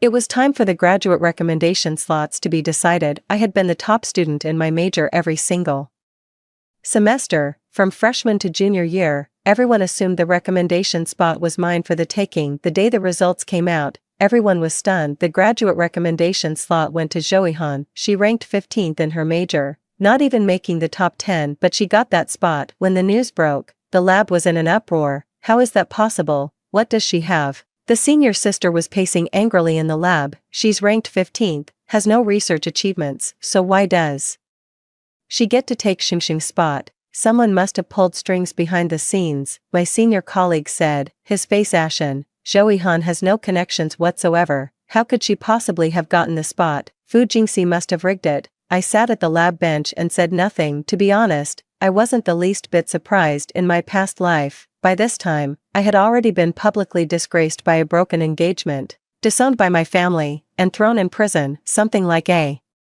guaranteed graduate school placement was nothing to me. Even though the plot has changed this time around, Fu Jingxi would still move heaven and earth for Joey-han. He just never expected that this time, the one being replaced would be me. Xingxing, are you really just going to let it go? My senior sister looked at me. That was your spot. I set down the test tube in my hand and wiped my fingers. What other choice do we have? Let's report it. My senior colleague slammed the table. The ranking is right there. How does Joey-han deserve that spot? It's got to be rigged. I shook my head. It's useless. Fu Jingxi's family has connections. Reporting it might not even work. Besides, I don't have any proof right now. My senior sister and senior colleague exchanged a look and fell silent. I know they feel wronged on my behalf, but that's just the way things are. The Fu family holds considerable sway locally. Fu Jingxi's father has connections with several of the universities administrators. For him to secure a guaranteed postgraduate spot for Joey-han would be all too easy. Forget it, I said, standing up and gathering my things. I'll deal with this, but not right now. My senior sister looked at me, hesitating to speak. I smiled. Don't worry, I won't let them off easy. I didn't tell anyone about the postgraduate recommendation spot, not even my grandparents. I only told them that I wanted to study abroad and had already applied to schools overseas. My grandparents were very supportive. Grandpa said, go ahead, go out and see the world. A child of the Jian family will never be inferior anywhere. Grandma was reluctant to let me go, but she didn't stop me. She just wiped away tears while helping me pack my luggage. I held her. Grandma, I'll only be gone for 2 years. I'll be back soon. Grandma nodded. Grandma will wait for you. I quickly completed the procedures for studying abroad. No one knew about this except for my senior lab mates. I didn't tell my parents, I didn't tell Fu Jingxi, and I certainly didn't tell Joey-han. Let them think I stormed off because of the graduate recommendation spot. I don't really care anyway. On the eve of my departure, my seniors in the lab threw me a farewell party at the small restaurant next to the school. A dozen people squeezed into 2 tables. Everyone was reluctant to see me go, but more than anything, they were upset on my behalf. Xingxing, you're leaving like this. That's way too easy on Joey-han, that bitch. Exactly, she stole your fiancé and then your graduate school recommendation. Are you really just letting her off like that? I raised my glass. What difference would it make if I didn't let it go? Staying in the country won't change anything. That's what I said, but deep down, I knew I never intended to let her off the hook. It's just not the right time yet. Halfway through the meal, Suhee sitting across from me suddenly burst into tears. Suha is our junior in the lab, 1 year below me, and she comes from a poor background. She excels academically, ranking 3rd in her major, and her research abilities are also very strong. Logically speaking, she also had a chance to secure a postgraduate recommendation this year. Suha, what's wrong? The senior sister handed her a tissue. Suhee took the tissue, wiped her tears, and said with a choked voice, I lost my guaranteed graduate admission spot too. What? Everyone was stunned. You were replaced too? Her senior male classmate asked. Suhee nodded. Originally, our major had 2 guaranteed admission spots this year. Sister Xingxin was first, I was second, and there was also Li Shu from the class next door. But when the final list came out, Sister Xingxin's spot was given to Joey-han through some shady backdoor deal. Otherwise, her spot would have been mine. she couldn't continue and buried her face in her arms, sobbing on the table. The entire restaurant fell silent. Everyone stared at her, their faces ashen. Is this Fu Jingxi out of his mind? The senior sister hissed. Through gritted teeth, would he really resort to underhanded tactics for Zhouyihan? Doesn't he fear the consequences? Suhi looked up, wiped her tears, and met my gaze. Sis Xing, there's something I've been too afraid to tell you. What is it? She hesitated. Well, Fu Jingxi threatened me. He made me hand over our experimental findings to Zhouyihan. What? I was stunned. It's a project we were working on before, and the conclusion is almost ready. Fu Jingxi approached me and told me to give the conclusion to Zhouyihan so she could publish it as the first author. He said if I didn't agree, he'd make sure I couldn't stay in school. As Suhi spoke, tears fell again. I'm scared. I'm really scared. My family's not well off, and I worked so hard to get into college. If he targets me, I might not even be able to graduate. Why didn't you say something earlier? The senior brother was anxious. I didn't dare. Suhi lowered her head. The Fu family is so rich and powerful. I can't afford to provoke them. I looked at her, my heart aching as if pierced by a needle. Suhi and I were both victims of Fu Jingxi and Zhouyihan's bullying. At least I had my grandparents to back me up, but she had nothing. Suhi, I held her hand. Don't worry, I'll avenge this for you. Suha looked up at me, her eyes misty with tears. Shenxing Jia, I always keep my word. That night, we sat in the restaurant with a dozen people, discussing until the early hours. Suha scrolled through the chat logs where Fu Jingxi had threatened her. It turned out that despite her fear, she had kept a backup plan. She hadn't deleted a single one of the threatening messages Fu Jingxi had sent her. And this, Suhi said, pulling up another screenshot, Zhouyihan's WeChat moments. I took the phone and looked. It was a WeChat moments post Zhouyihan had made 3 days ago. The accompanying photo was of her and Fu Jingxi together by the school's artificial lake, both smiling brightly. The caption read, "Thank you, someone, for helping me secure my postgraduate recommendation. It's so good to have you. Love you." It was accompanied by a whole string of heart emojis. I stared at this WeChat moments post and laughed. She really has a death wish. My senior leaned in for a look and chuckled. Well, isn't this a smoking gun? Absolutely, I said, handing the phone back to Suhi. And there's more where that came from. I opened my own phone and scrolled to the post Zhouyihan had made on her social media feed. There she was, wearing my clothes in a photo, with the caption, "Thanks, sis, take photos using my skincare products," with the caption, "Sister's skincare is so good, take photos in the guest room at my house," with the caption, "The new room is so cozy, thank you, uncle and aunt." There are also various photos of her with Fu Jingxi, each accompanied by cheesy captions. These are all evidence. I showed my senior the phone, showing off wealth, lying, and backroom deals, all present. The senior brother's face turned pale as he read, "This Zhouyihan is really asking for it. Let's fulfill her wish." I stood up. Let's divide the work and compile all the evidence. That night, more than a dozen of us worked until 3 a.m. Some were in charge of organizing chat logs, others of screenshotting social media, some of compiling academic rankings, and others of drafting the complaint letter. We sorted and categorized all the evidence, compiled it into a dossier, and made 3 copies. 1 copy was sent to the school's academic affairs office, 1 copy was sent to the education bureau, 1 copy was published online. Before sending it out, I took a deep breath, staring at the evidence on the screen. "Are you sure you want to send it?" my senior colleague asked me. "Once it's sent, there's no turning back." "I'm sure." I clicked send. I've been waiting for this day for a long time. The evidence was sent out at 4 in the morning. I thought it would take until the next day for any reaction. To my surprise, it blew up within an hour. The school forum was the first to explode. Someone posted a screenshot of our report letter on the forum with the title, "Shocking. A university's postgraduate recommendation slots manipulated in the dark, with the 15th ranked student replacing the first, all backed by a rich second-generation boyfriend." The post went viral the moment it was published. "Holy crap, isn't that Zhouyihan from our school, ranked 15th for a guaranteed grad school spot? You've got to be kidding me, Fu Jingxi. You mean that rich kid who got his engagement called off recently? Money really does make the devil turn the millstone. This move is too slick." Where's the screenshot of Zhouyihan's WeChat moments? Didn't she say, "Thanks to someone for helping me secure my postgraduate recommendation"? I need that picture, soon. Someone posted a screenshot of Zhouyihan's WeChat moments as well. Photos, captions, and emojis, all included. Goodness, How brazen is that, engaging in shady dealings and then bragging about it on Moments?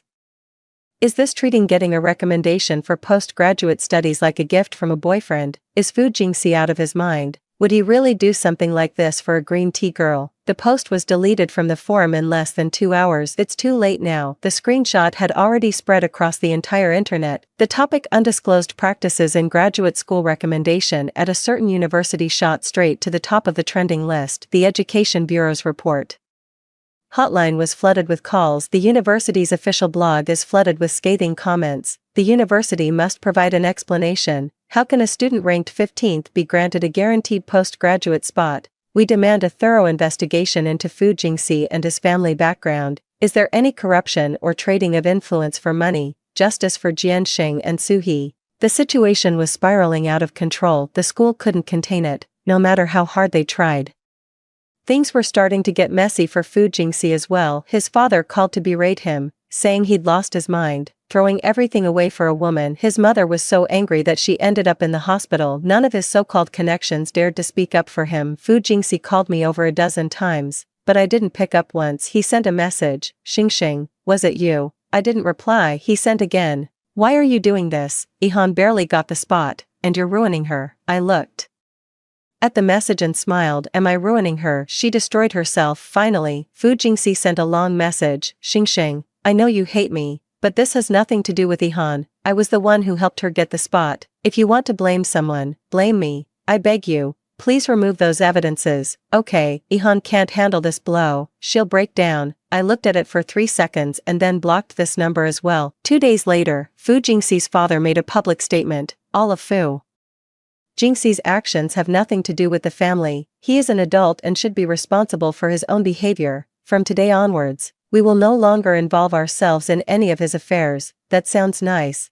but what it really means is, I'm cutting ties with my son, so don't come looking for trouble with me. Fu Jingxi was completely abandoned. Zhou Yihan's situation was even worse. Screenshots of her social media posts went viral online, evidence of her showing off wealth, lying, and backroom deals was all exposed. She became the target of ridicule across the internet, the most audacious mistress in history. She stole someone's fiancé, and then she stole their graduate school recommendation spot, bragging on social media about rigging the system. What kind of next-level move is that? Fu Jingxi, for the sake of a woman, I've dragged my entire family down with me, under mounting pressure. The university suspended this year's graduate recommendation program, established an investigation team, and launched a comprehensive inquiry. Chapter 8. The investigation results came out quickly. The evidence is overwhelming. There's no denying it. The school's investigation team uncovered everything in just 3 days. Fu Jingxi leveraged his family connections, pulling strings with the deputy director of the academic affairs office. Through that official,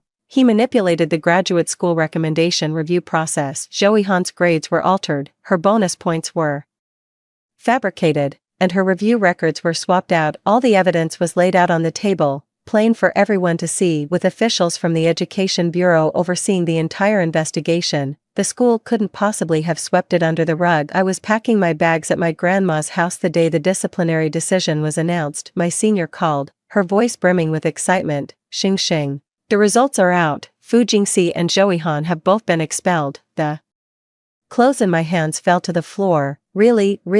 The school's official website has already posted an announcement. Fu Jingxi was expelled for using family connections to interfere with the postgraduate recommendation review. Due to the severity of the offense, Zhou Yihan was also expelled for participating in cheating. The vice director of the academic affairs office was also removed from their position. I crouched down, picked up the piece of clothing, and suddenly felt a pang of sadness. It wasn't for Fu Jingxi, nor was it for Zhou Yihan. It was for Su He. Has Su He been told yet? I asked. Yes, she just called me and cried for a long time. She said thank you all, and thank you, Sister Xing. Her guaranteed graduate admission spot has been reinstated. The university has already notified her of the supplemental offer. I smiled. That's good. Hanging up the phone, I sat on the bed, gazing at the sunlight outside the window. In my past life, I was disowned, abandoned by my family, sent to prison, and died in that cold cell. This lifetime, I finally made them pay, but this is just the beginning. I thought that was the end of it. Fu Jingxi and Zhou Yihan were fired, each going back to their own homes, finding their own mothers. I had no further ties with them, but I underestimated my saintly parents. The next day after the news broke, my mother called. Xing. You've heard about what happened with Joey-han and Fu Jingxi, right? I have. It's just so sad for those two kids, expelled, can't even go to school anymore. Jingxi's family has washed their hands of him, and Ihan has no one to look after her. What on earth are they going to do now? I gripped my phone so tightly my knuckles turned white. Mom, what did you want to say? Your father and I have talked it over, my mother said, her voice tinged with a strange excitement. We've decided to take Ihan in. She's all alone in the world. A young girl with no one to rely on. We can't just stand by and do nothing. And as for Jingxi, we've told him to stay with us for now, until things blow over. My mind went blank with a sudden, deafening buzz. What did you just say? I said we should take them in, my mom said matter-of-factly. We were taught to be kind and benevolent by your grandfather. They're in trouble now, and helping them is a good deed that will accumulate virtue. Mom, are you crazy? I stammered, my voice trembling. Don't you know what they did? They ganged up on your own daughter, and now you want to take them in. Oh, that's all in the past. My mom dismissed it casually. Ihan has already realized her mistake, so don't hold on to it. Besides, aren't you fine now? Studying abroad is such a great opportunity. If it weren't for them, you might not have gone abroad at all. I could hardly believe my ears. So I'm supposed to thank them? That's not what I meant. My mom sighed. Xing, you're just too hung up on it. You need to be more generous. Understand, they're in such a bad way right now.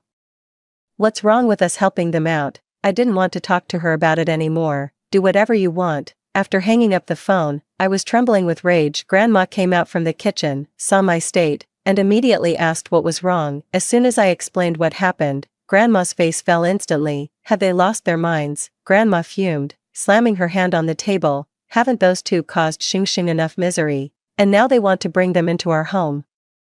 Grandpa came out of the study, his face turning pale after hearing the news. He picked up the phone and called my dad. Jian Zhangwo, are you out of your mind? You want to bring those two fired people into our home? Do you even care about your daughter? Xing. On the other end of the line, whatever my dad said only made Grandpa angrier. Kindness and benevolence. I taught you kindness and benevolence to help you distinguish right from wrong. Those two harmed your own daughter, and you still want to help them. Do you think Xing is easy to bully? Let me tell you, if you dare to bring them into the house, I will cut off all ties with you. I mean it. This time, my father didn't listen to my grandfather. He said, Dad, I know you're angry, but Ihan is really pitiful. She's pregnant with Jingxi's child. We can't just stand by and watch her suffer, can we? Grandpa was stunned. What? She's pregnant? Yes, we just found out. It's Jingxi's, we thought. It's a life, after all. We can't just ignore it. Grandpa held the phone, unable to speak for a long time. Finally, he sighed and hung up the phone. Xing. Grandpa looked at me, his expression complicated. Joey-han is pregnant. The baby is Fu Jingxi's. I was stunned for a moment. Then I laughed. Perfect. Just in time. Grandpa didn't understand. Since my parents love playing the fool and raising kids so much, let them have their fill.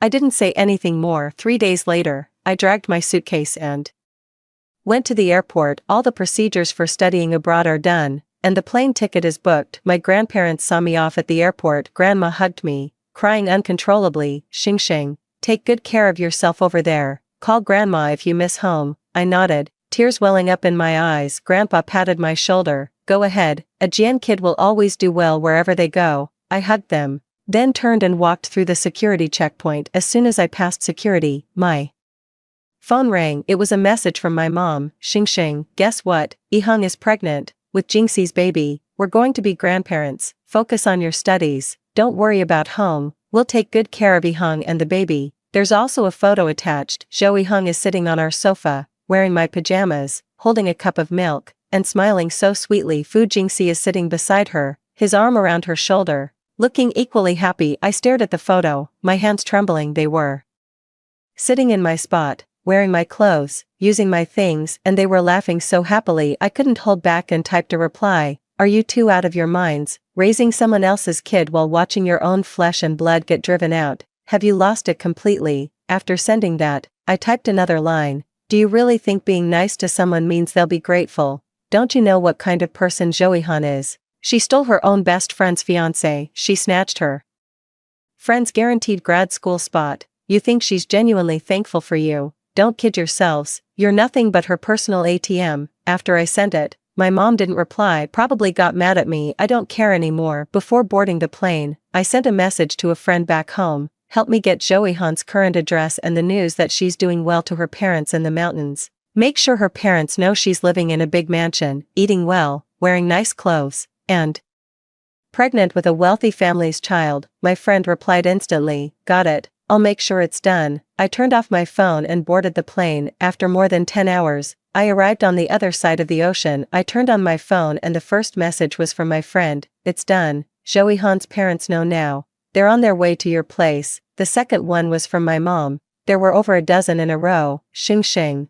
How could you say such things about us? Ihan isn't the kind of person you described. She's been very good to us. What happened to you? You used to be so sensible. Your father said he's going to have a serious talk with you when you get back. I didn't reply to any of them. On the third day, a friend sent me a video. In the video, a shabbily dressed middle-aged couple stood at my front door, screaming their heads off. The man was holding a carrying pole, while the woman was throwing a tantrum on the ground. You city folk, you kidnapped our daughter. You're going to pay for this. She's just a girl, and you got her pregnant. You owe us compensation. I'll sue you if you don't pay up. I'll report you for human trafficking. The voice was so loud it could be heard throughout the entire street. The neighbors all came out to watch the commotion, pointing at our house. My parents stood at the door, their faces turning green. My mom tried to explain, we didn't kidnap her. Your daughter came here on her own. On her own. Joey Han's mom jumped up from the ground. My daughter was studying peacefully in the mountains. If it weren't for you enticing her, could she have run away? You rich people look down on us poor folks and bully us. That's right. Joey Han's dad waved a carrying pole. Pay up. If you don't pay, I'll smash your house. My parents were forced into a corner and eventually had to pay up 100,000. Joey Han's parents took the money but were still not satisfied. They said, my daughter is carrying your family's child, and you have to take full responsibility. You must pay us every month. If you don't, I'll sue you. My parents backed down again. They actually agreed. Not only that, but Joey Han's mom also said, my son is studying in our hometown, and his grades are poor. Why don't you bring him to the city to study? After all, you have the money, so raising one more child won't be a problem. My parents actually agreed as well. They really brought Joey Han's younger brother to their home. A dirty, foul-mouthed teenage boy showed up and moved into my room, sleeping in my bed and using my things. My parents even bought him new clothes and a backpack, and sent him to the best school in the city. When my friend told me about this, I was eating instant noodles in my dorm abroad. After hearing it, I laughed so hard I cried. My parents, the esteemed heirs of the Jin family, were reduced to nothing more than the Joey Han family's personal ATM. This is the reward for their so-called generosity and kindness. Meanwhile, things over at Fu Jingxi's place had descended into utter chaos. His family disowned him, his bank accounts were frozen, and his credit cards were cancelled. All those friends who used to flock around him vanished without a trace. He moved in with Joey Han, living at my place, eating my food, drinking my drinks, and couldn't contribute a single penny. When he went job hunting, employers would take one look at his record, see he was expelled from school, and turn him down flat. He went to beg his parents for help, but they wouldn't even open the door for him. He had become a complete outcast. A friend told me that Fu Jingxi once got drunk and stood crying at the entrance of my neighborhood, calling out my name, Xing Xing, Xing Xing, where are you? I was wrong. I was really wrong. The security guard dragged him away. The next day, he obediently returned to my house and continued to play the role of Joey Hung's good boyfriend, because he had nowhere else to go. After going through all these absurd events, my parents finally started to regain some clarity. My mom sent me a message, Xing Xing, Mom misses you, when are you coming back? I looked at the message but didn't reply. Now you miss me. It's too late. Chapter 9. After settling down abroad, I deliberately cut off all contact with home. I stopped answering my parents' calls, replying to messages, and even stopped posting on social media. But some news still managed to reach me. In the third month after I went abroad, my senior labmate told me that Fu Jingxi was looking for me everywhere. He had asked around to find out which school I had gone to, and even contacted other senior students from the lab. No one told him. In the 5th month, my parents were looking for me too. My mom called my senior labmate in tears, asking where I was. My senior labmate said she didn't know. In the 8th month, Joey Han gave birth. It was a girl. She used the baby in her belly to force Fu Jingxi to marry her. She threatened to sue him in court if he didn't, ensuring he'd never be able to hold his head high for the rest of his life. Fu Jingxi didn't want to marry, but he had no money, no job, and no way to escape. By then, my parents were almost driven crazy by Joey-han. She lived at home, doing nothing, and constantly ordered my mom around. Her brother was even worse, getting into fights at school, and the teachers kept calling our parents. My parents finally came to their senses. They realized Joey-han was a bottomless pit that could never be filled. My mom later told me that one night, she got up and saw Joey-han rummaging through the drawers in my room, stuffing the jewelry I'd left at home into her own bag. That was the moment she finally understood that everything I had said was right, but they didn't dare to contact me, afraid I was still angry. In the 10th month, my parents took decisive action. They arranged a wedding for Fu Jingxi and Joey-han. To call it a wedding is generous. In reality,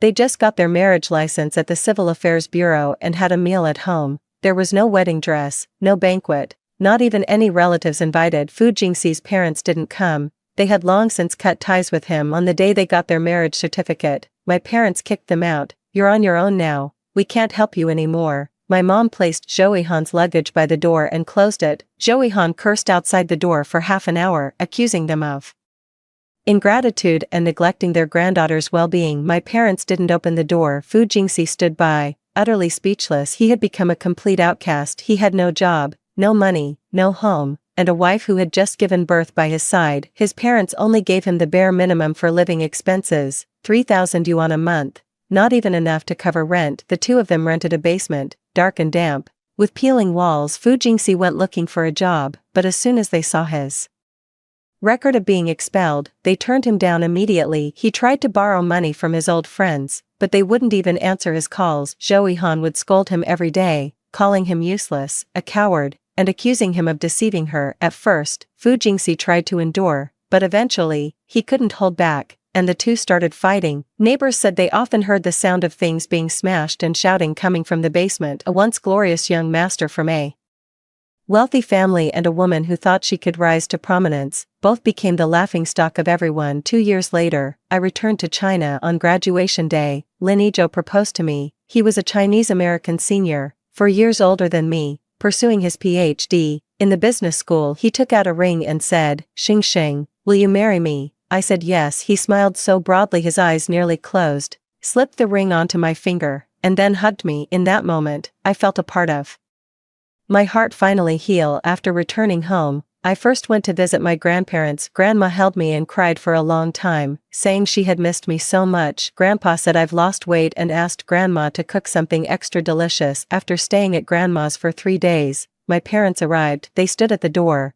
watching me cautiously. My mom's eyes were red, and my dad looked down, like a child who had done something wrong. "Xing Xing." My mother spoke, her voice trembling. "Don't call me." I stood up, looking at them. "What do you want?" "I miss you." Tears fell from my mother's eyes. "Xing Xing, I know I was wrong. Can you forgive me?" I looked at her, feeling no emotion, only scorn. "Forgive you?" I laughed. "When I said Joey-han wasn't a good person, you called me petty. When I said Fu Jingxi betrayed me, you told me to apologize. When they wanted to adopt Joey-han, you both wholeheartedly agreed. When she got fired, you took her in like a treasure. When she got pregnant, you were overjoyed, like you'd won the lottery. You treated the person who hurt me like a treasure, while treating your own daughter like trash. Now you've come to your senses, realized you were wrong. Why should I forgive you?" My mother was crying too hard to speak. My father spoke up. "Xing Xing, it was Dad who was foolish. Dad is sorry." Does saying sorry even matter now? I looked at them.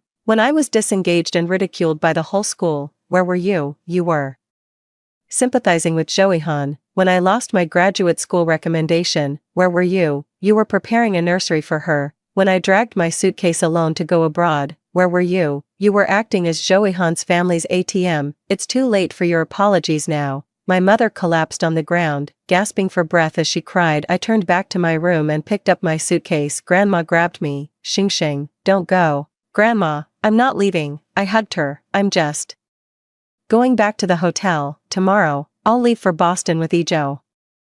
Will you come back?" Grandma's eyes were filled with tears. "Yes, I'll come back to see you and Grandpa." I glanced at my parents, "But I don't want to see them." With that, I turned and walked away without a backward glance. From behind me came the sound of my mother's sobs and my father's sigh. I didn't look back. They didn't deserve it. The class reunion is set for Saturday evening. My senior sister said everyone wanted to see me and insisted I come. After thinking about it, I agreed. Linny Joe came with me. As we entered the hall, the classmates all gathered around. Xing Xing, you're finally back. Is this your boyfriend? He's so handsome. Linny Joe greeted everyone with a smile. While I was chatting, I caught a glimpse of someone in the corner. out of the corner of my eye. Fu Jingxi. He was gaunt, almost unrecognizable. His cheekbones protruded sharply, his eyes were sunken in their sockets, and his chin was covered in stubble. He wore a crumpled gray suit, missing a button at the cuff. With his tie hanging askew, he stood in the corner, holding a glass, his eyes vacant. The former young master of the Fu family, the one who wore tailored suits and luxury watches, had been reduced to this. Zhou Han sat beside him, squeezed into an ill-fitting red dress that bunched her stomach into several rolls of flesh. She had gained a lot of weight, and her makeup was thick and garish, her false eyelashes practically taking flight. She was berating the waiter with a wave of her hand.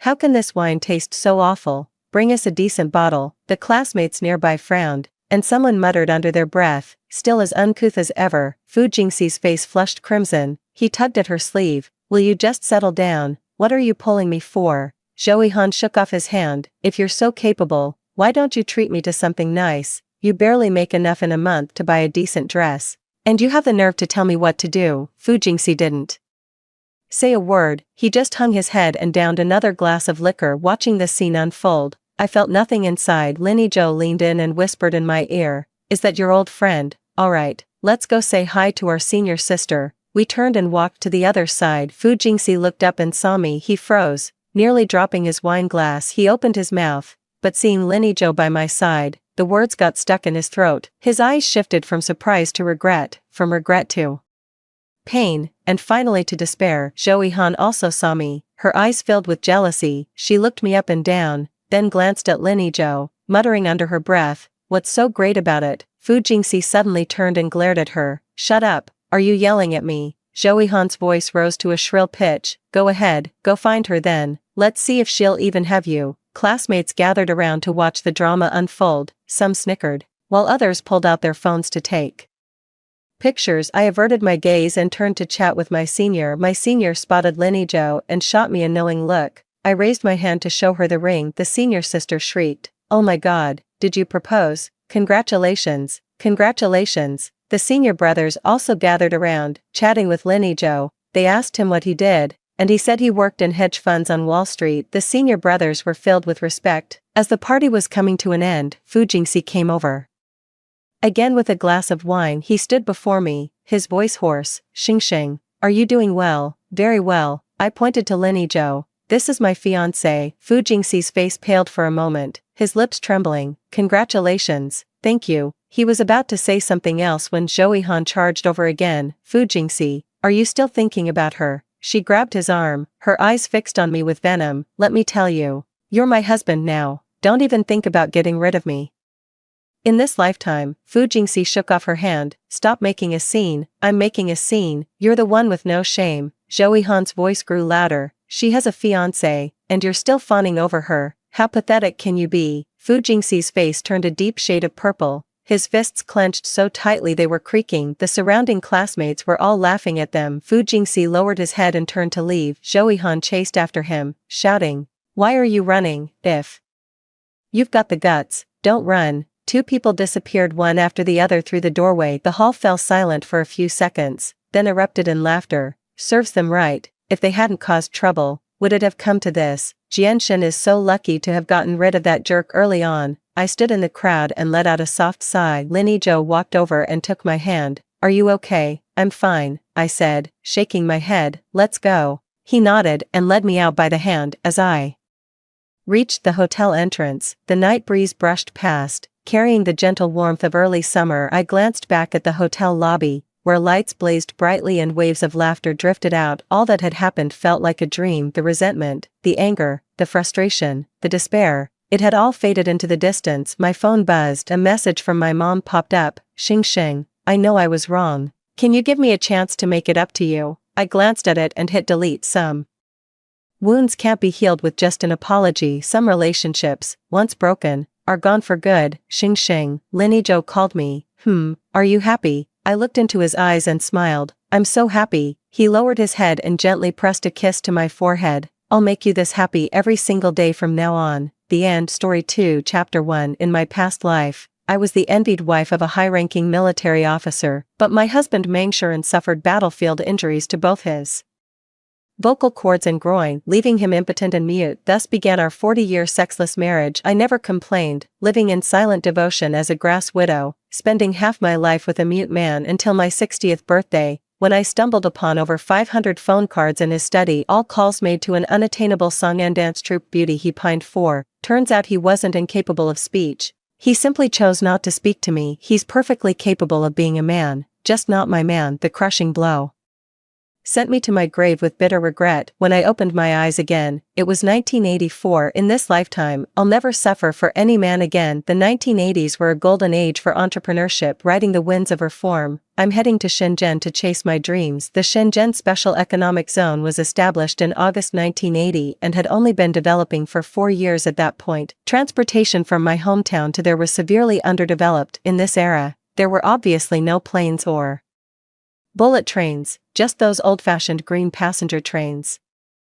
Not only would it take 3 transfers, but the earliest available train wasn't until Sunday. I circled the date on my calendar with a red marker. 5 more days, and I'd finally leave this remote, isolated mountain village. I borrowed the Women's Association director's bicycle and rode all afternoon, finally reaching the station just before sunset to purchase my ticket. Turning around, I spotted Mengshuren stepping off the train at the station exit. I'd been reborn, and he'd regained 40 years of youth. Towering and straight-backed with striking arched brows and piercing eyes, he carried an imposing military bearing. As the youngest regimental commander in the army, the future holds limitless possibilities. The man I loved for decades in my past life. I naively believed that sharing a marriage certificate would make us family, even if he couldn't speak, make love, or give me a child. I bore no resentment. Instead, she devoted her entire life's love and passion to caring for him, bringing him warmth. In the end, she turned her own life into a complete joke. Mengshuren's handsome brows furrowed when he saw me. He spoke with evident displeasure. Yetin, didn't I tell you not to come meet me at the station? It suddenly dawned on me. Today was the day Mengshuren was returning home on leave from the army. In my past life, around this time, I'd sent him a telegram mentioning we'd been engaged for 3 years already,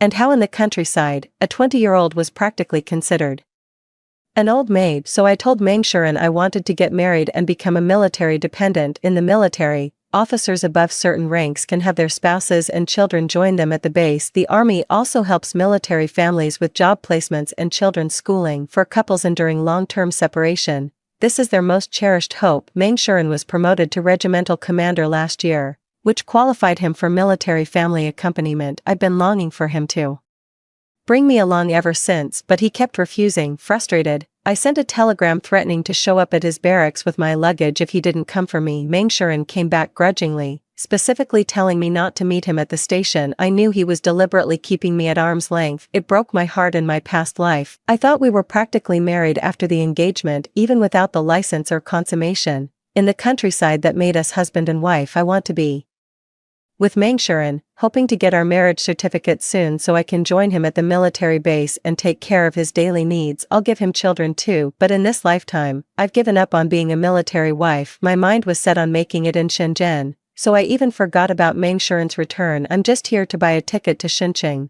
not to pick him up at all. Mengshuren misunderstood, his handsome face etched with impatience. In such a hurry, we're still young, there's no need to rush into marriage. Military life is tough. Joining you wouldn't be some cushy vacation. Your presence would just distract me. I still want to keep advancing my career. Mengshuren immediately listed all the reasons he didn't want me joining the army. I'm not here to pick you up. I agree it's too early to get married. Count me out of this wedding. My words left Mengshuren utterly stunned, but it quickly turned into a mocking smile. Yi Tan, when did you learn the art of strategic retreat? Mengshuren was convinced I was head over heels for him, refusing to believe I'd actually give up on following him to the military. I couldn't be bothered to explain anyway. In 5 days I'll be leaving for Shenzhen. From now on, the world is vast with no more ties to bind. It's over 20 miles from the city to the village. I borrowed the Women's Association director's bicycle to get here. On the way back, Meng Shuren gave me a ride on his bike. Naturally, he rode faster than me, but it still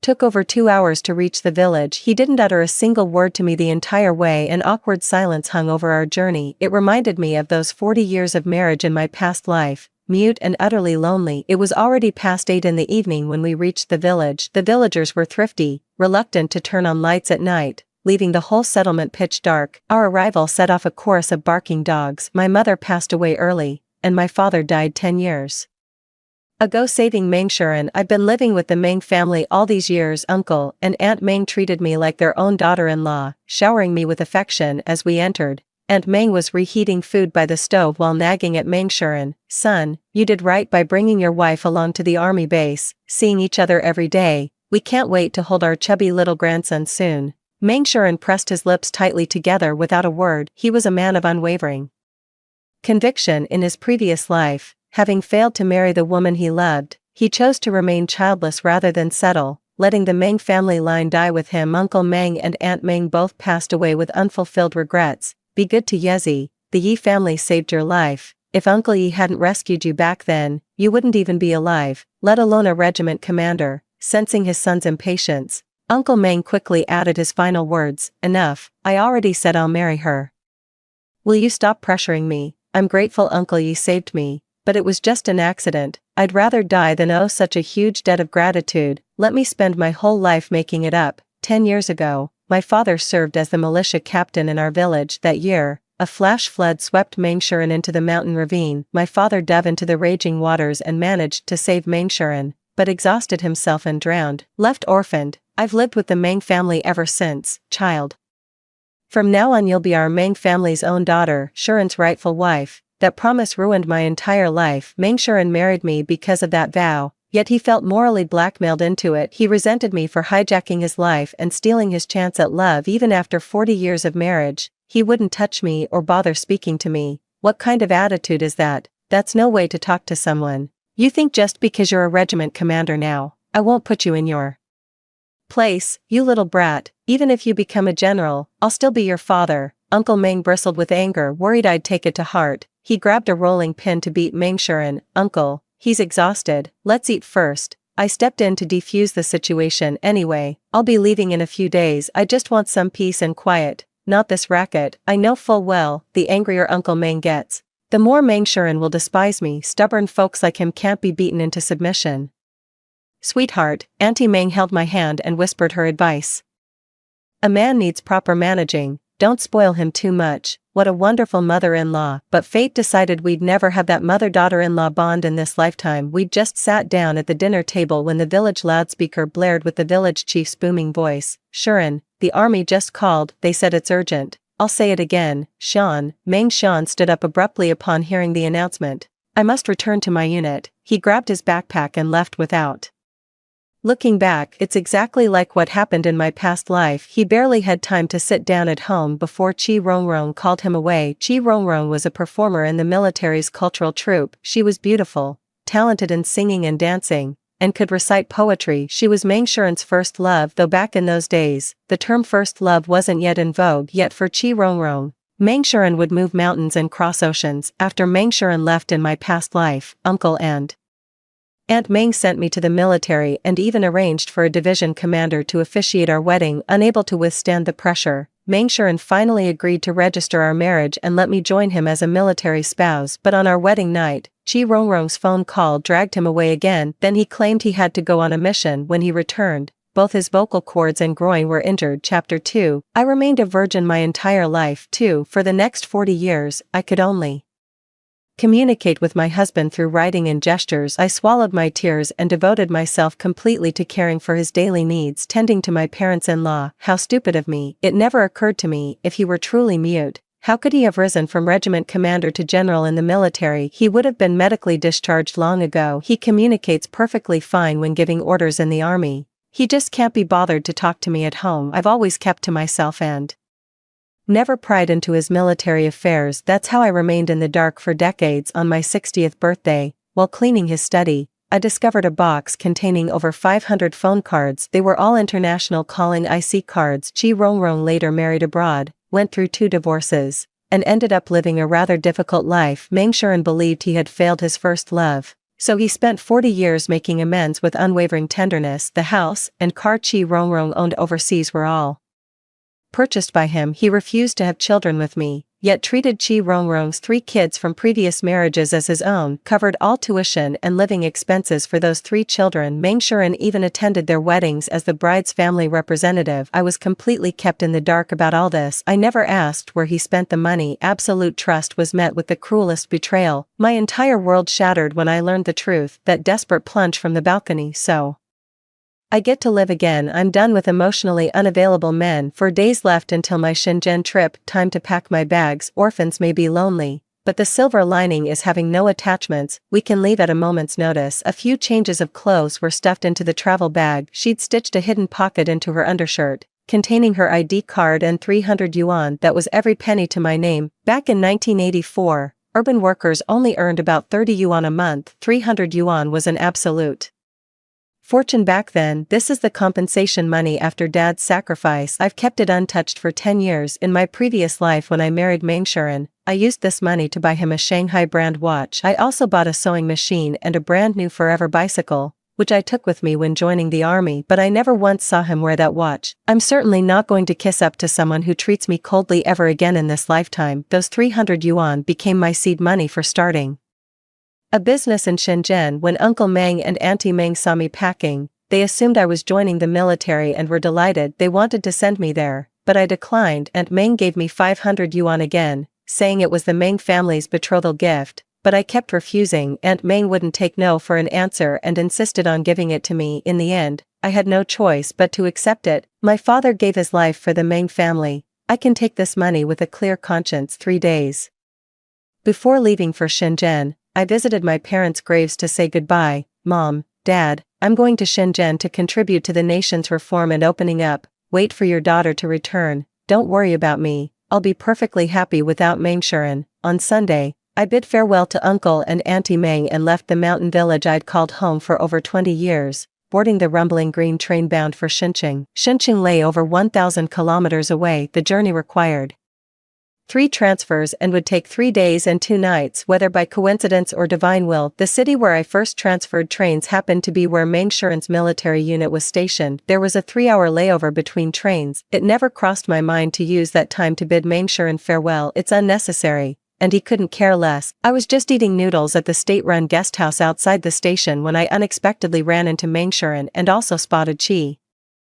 Rongrong. In the early 1980s, Chinese people's clothing came in only 2 colors, military green and light gray. Rongrong stood out in the crowd wearing a canary yellow dress. The two were also dining here. A large bag sat beside Rongrong. It contained performance costumes. Apparently their cultural troupe was preparing for a show. Meng Shuren had come to see me off at the station. Our eyes met across the platform. I pretended not to recognize him, but after a brief flush of embarrassment, his face quickly regained that trademark look of superiority. He strode right up to me. Yi Tan, you're getting more and more willful. I didn't come to pick you up. Who told you to come to the military base on your own? Do you think joining the army is child's play? There are procedures to follow. You're just making trouble for me. Meng Shuren has been exceptional since childhood. The military saw him as a rising star, and I've always idolized him. His confidence borders on narcissism. Meng Shuren, I'm just passing by, not here for you. Ha ha ha. Meng Shuren burst into mocking laughter. Yi Tan, since when did you learn to lie?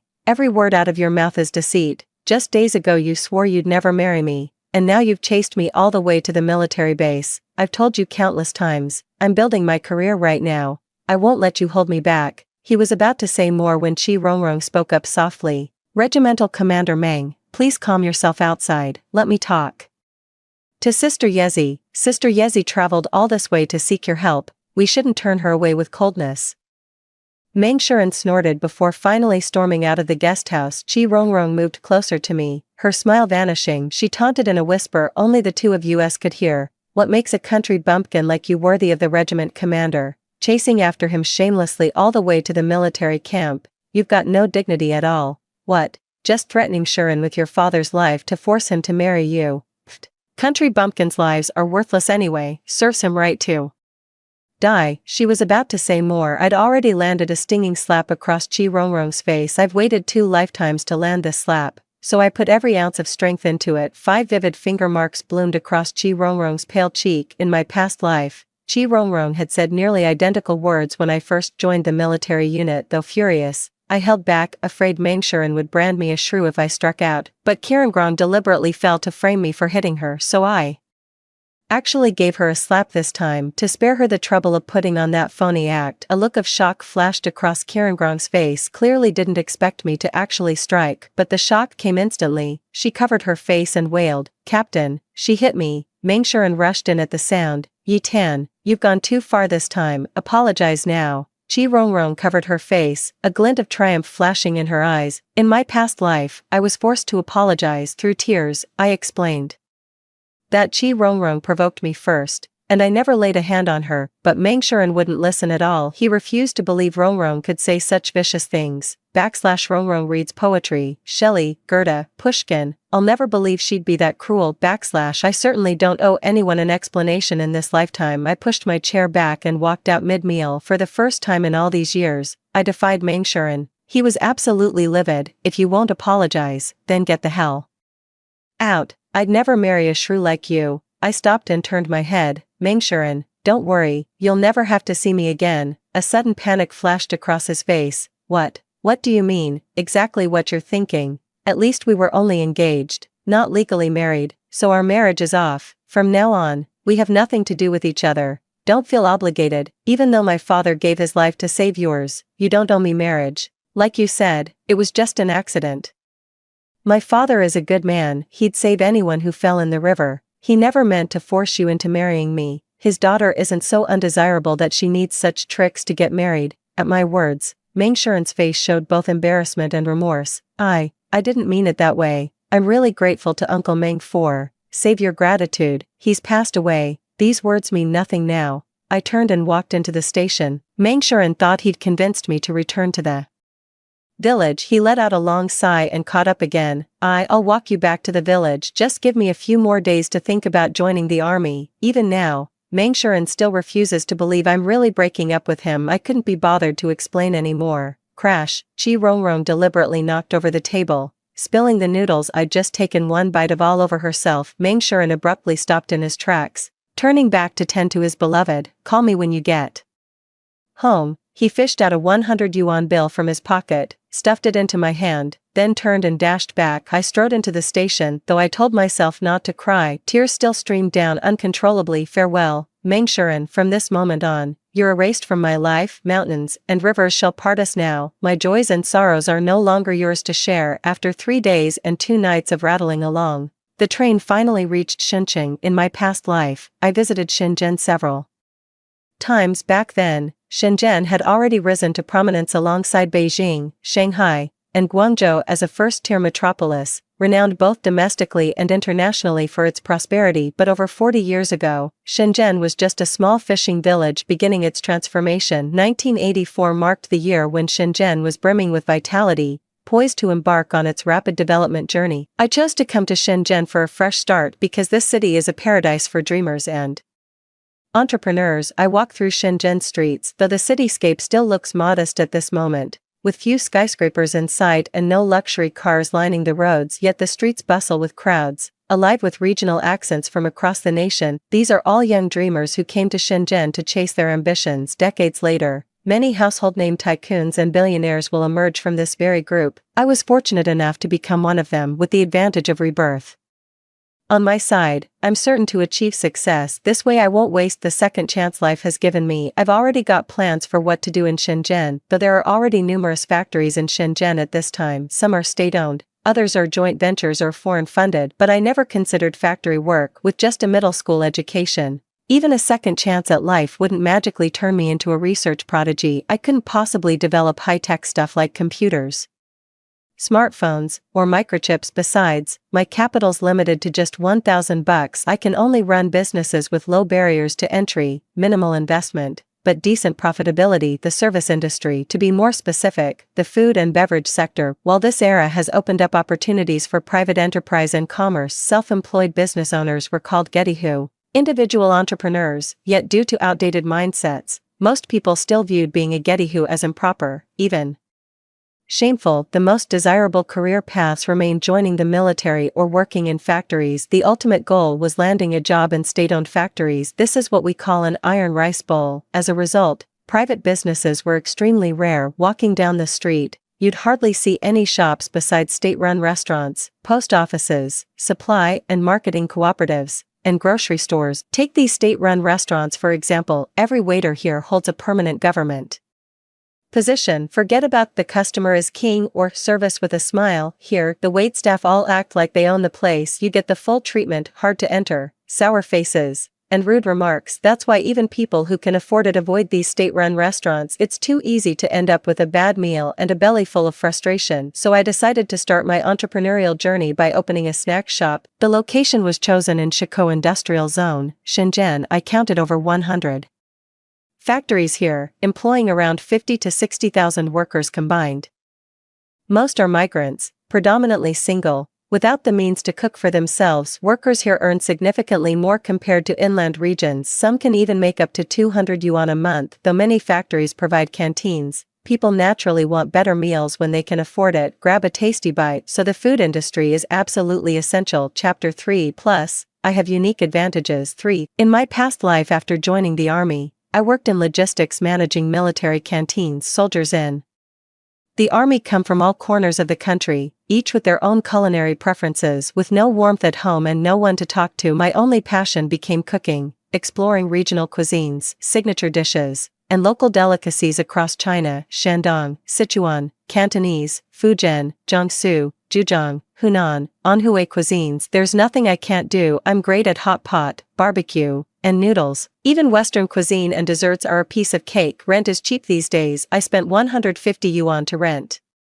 a storefront by the street, and used the rest of the money to buy kitchenware and ingredients. Yezi restaurant is officially open for business. The 1980s was an era of supply falling short of demand. With enough courage and willingness to work hard, making money was practically guaranteed. My restaurant was packed from day one because we specialize in signature dishes from all over the country. Many migrant workers in Xinjiang come to dine here, saying they can taste the flavors of home. I couldn't handle the workload alone, so I hired 2 waitstaff. The 3 of us were spinning like tops all month. It was exhausting, but the numbers looked good when we ran the books. After deducting rent and staff wages, I made a clean profit of 2,000 yuan. What did 2,000 yuan mean in 1984? That was 2 years' income for a working-class family or 5 years' earnings for a farmer. I cried over the ledger. These were tears of joy. Women don't need men because men will betray and hurt you, but the Chinese yuan never will. Half a year has flown by since I came to Shenzhen. The restaurant business keeps getting better and better. My savings finally hit 10,000 yuan, making me a bona fide 10,000 yuan household. That was an enviable title back in the 80s. It carried more prestige than being a millionaire today. My restaurant kept expanding, from renting just 1 storefront to 3. I now had 6 employees working under me. I'm no heartless boss. I'm actually very generous with my staff there. Salaries are way above market rate. Plus they get performance bonuses. That's why everyone's so motivated. I was busy working at the restaurant when suddenly I heard a surprised exclamation, "Leaf." I turned around and couldn't believe my eyes. It was someone from my hometown, Lu, the accountant from our village. He was in Shenzhen on business and happened to walk into my restaurant for lunch. Running into a fellow townsfolk, I naturally showed warm hospitality. Not only did I add several signature dishes, but also picked up the tab. Accountant Lu didn't touch her chopsticks, her face etched with urgency. "Yezi, what brings you here? You wouldn't believe it. The Meng family has turned the whole village upside down searching for you these past 6 months." Colonel Meng was practically losing his mind. 6 months ago, I boarded the train to Xinjiang. Both the Meng family and villagers assumed I was joining the military unit to register my marriage with Meng Shuren later during a transfer.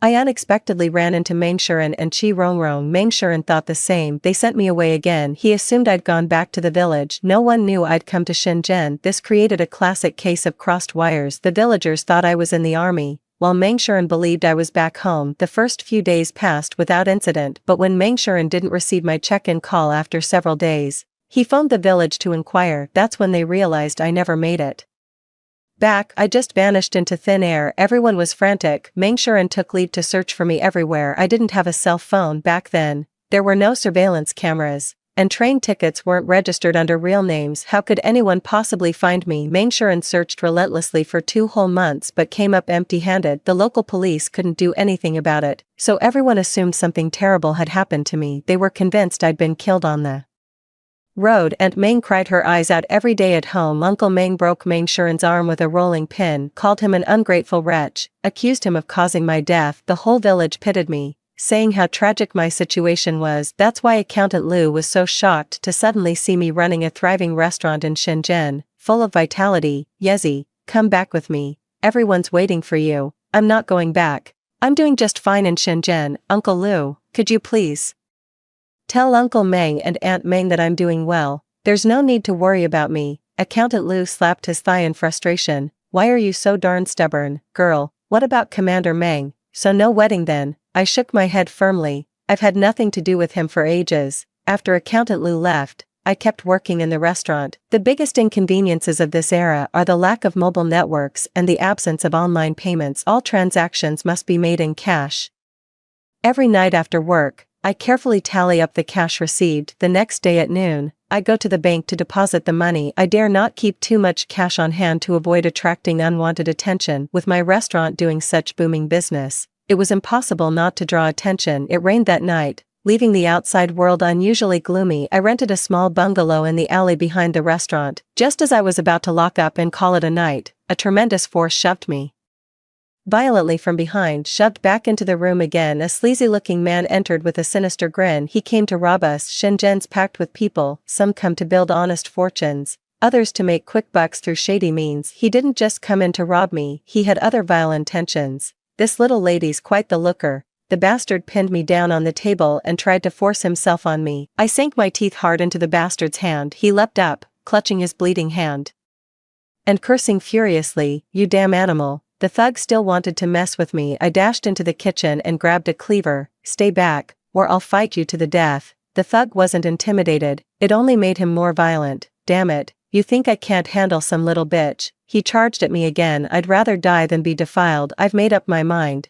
If there's truly no escape, I'll take my own life. At the critical moment, freeze, a man in military uniform burst into the room. The uniform radiated authority, sending the thug scrambling for cover. It was Meng Shuren, though his arm was still in a sling, clearly not fully recovered from the fracture. With just his other hand, he easily subdued the assailant. The local police station came and took him away. Turned out to be a fugitive criminal. Only after everything was settled did Meng Shuren look at me with a complicated gaze. Yetin, I've searched high and low for you. Meng Shuren came after receiving the tip from Accountant Liu. Come home with me. The whole family is waiting for you. I'll marry you. I've already submitted the request to join the campaign to the division commander. Stop joking around. I've endured enough blame during these 6 months you've been gone. His handsome face was etched with exhaustion. Thank God you're safe. I'd never forgive myself if anything had happened to you. Hearing he was willing to marry me brought me neither excitement nor happiness, because to me, it had become a matter of complete insignificance. Commander Meng, thank you for saving me. But you should leave. I won't marry you. I made that perfectly clear before. Slap. Meng Shuren was flushed with anger. Yi Tan, don't push your luck. I've already compromised. What more do you want?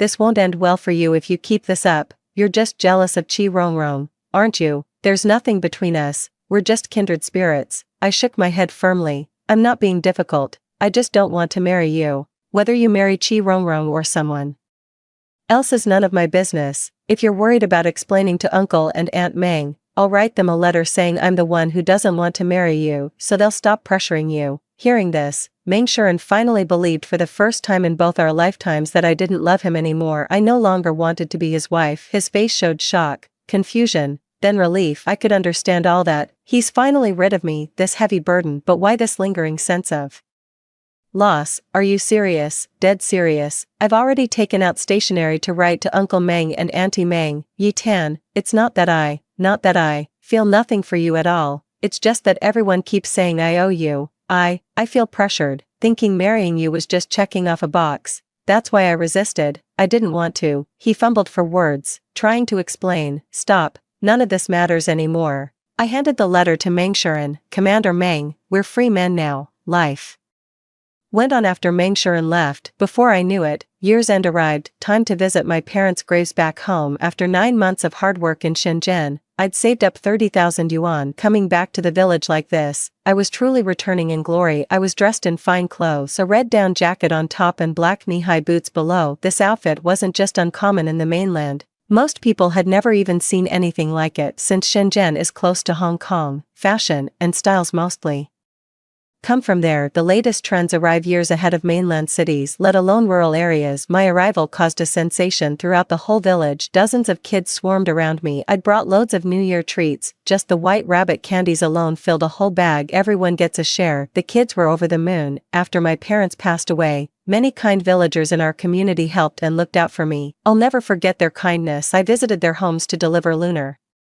New Year red envelopes. Each envelope contained 200 yuan, that's an absolute fortune. Got the whole village buzzing again. Everyone's green with envy that I'm making it big out there. Of course, Uncle Meng and Auntie Meng got their own special red packets. Each packet had 1,000 in it. After all, they raised me for 10 years, even though I couldn't become their daughter-in-law. I'll never forget their kindness. Uncle Meng stubbornly refused the red envelope and eventually got worked up about it. Girl, I'd be ashamed to take your money. Our Meng family has wronged you. Aunt Meng burst into tears. My dear, that foolish son of mine didn't deserve your love. I could only comfort them. It was the 29th day of the lunar year. Uncle Meng and Aunt Meng insisted I stay overnight. Just then, 2 more people came in with a gust of cold wind. Meng Shuren returned for New Year celebrations with Qi Rongrong. Meng Shuren stared at me in stunned silence. Chapter 4. Qi Rongrong glared at my down jacket and knee-high boots with such burning envy it could have set them on fire. For now that they're back, I'd rather not stay at the Meng's place. It'd just make things awkward for everyone. But Aunt Meng absolutely refused to let me leave. They completely ignored Qi Rongrong as if she were thin air. In the end, I stayed in my original room. Aunt Meng finally started speaking to Qi Rongrong. No proper status, no sharing a room.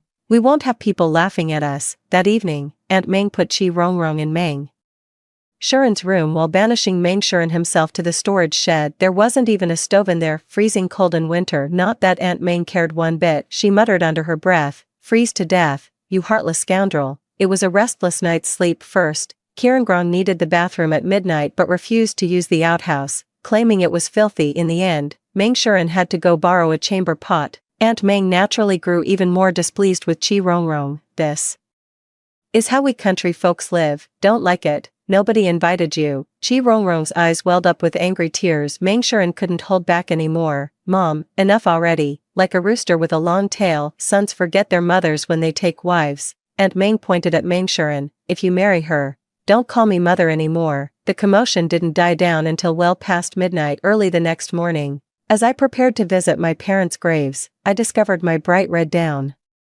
jacket had been slashed over a dozen times with scissors. No need to ask. It had to be Qi Rongrong's doing. That woman had gone mad with jealousy, and after clashing with Aunt Meng, she took all her frustrations out on me. I'm fine, but Uncle and Aunt Meng are furious. Even Meng Shuren lost his temper with Qi Rongrong for the first time. Rongrong, apologize. How could you do this? She looked at me with guilt written all over her face. Ah, Yi Tan, I'm so sorry. How much is this outfit? I'll pay for it. Forget it. It's not worth much anyway. I didn't make a fuss. But Qi Rongrong started screaming hysterically. What's a country bumpkin like you pretending to be? Who do you think you are, wearing such fancy clothes? Humph, where'd you get that money from anyway? I've heard shameless women go south to sell themselves. Guess that's what you've been doing too. A sharp slap rang out. This time, it was Meng Shuren who struck the blow. He pointed at Qi Rongrong. Shut your mouth, you hit me. I hate you. Qi Rong ran off in tears.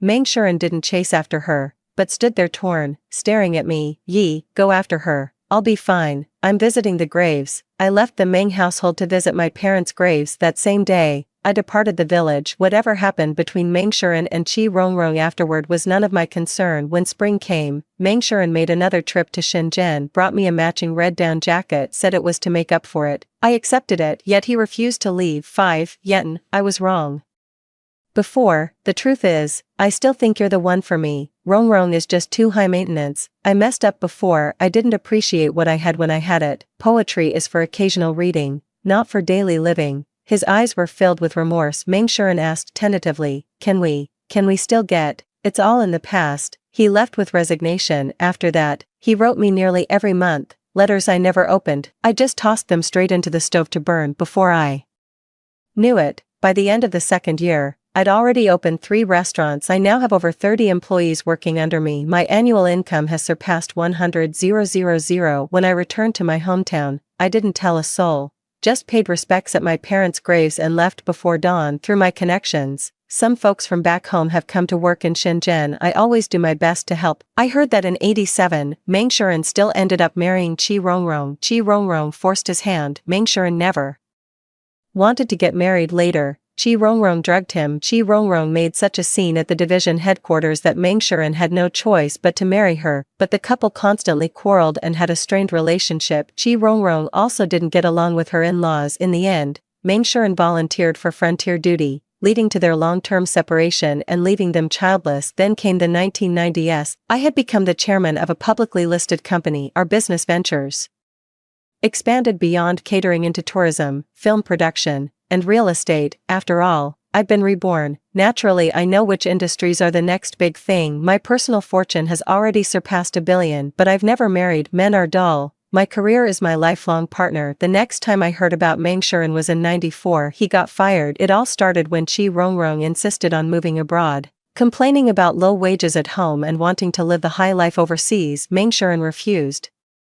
He was already the division chief of staff at that time, overseeing substantial training funds. Qi Rongrong shockingly embezzled the funds in a mad attempt to flee abroad. Though later apprehended, Qi Rongrong was imprisoned. Meng Shuren was also discharged from the military for dereliction of duty. By then Uncle Meng and Aunt Meng had passed away, so naturally I lost all contact with him. Another 20 years passed, and it was 2024. I turned 60, the same age I was when I was reborn in my previous life. My net worth has reached 30 billion. I remain single, yet I've devoted myself to numerous philanthropic causes. That day, my assistant drove me to attend a charity awards gala. Passing through the underground parking lot, I noticed an elderly security guard dozing off inside, wearing a tattered green uniform. Meng Shuren, long time no see.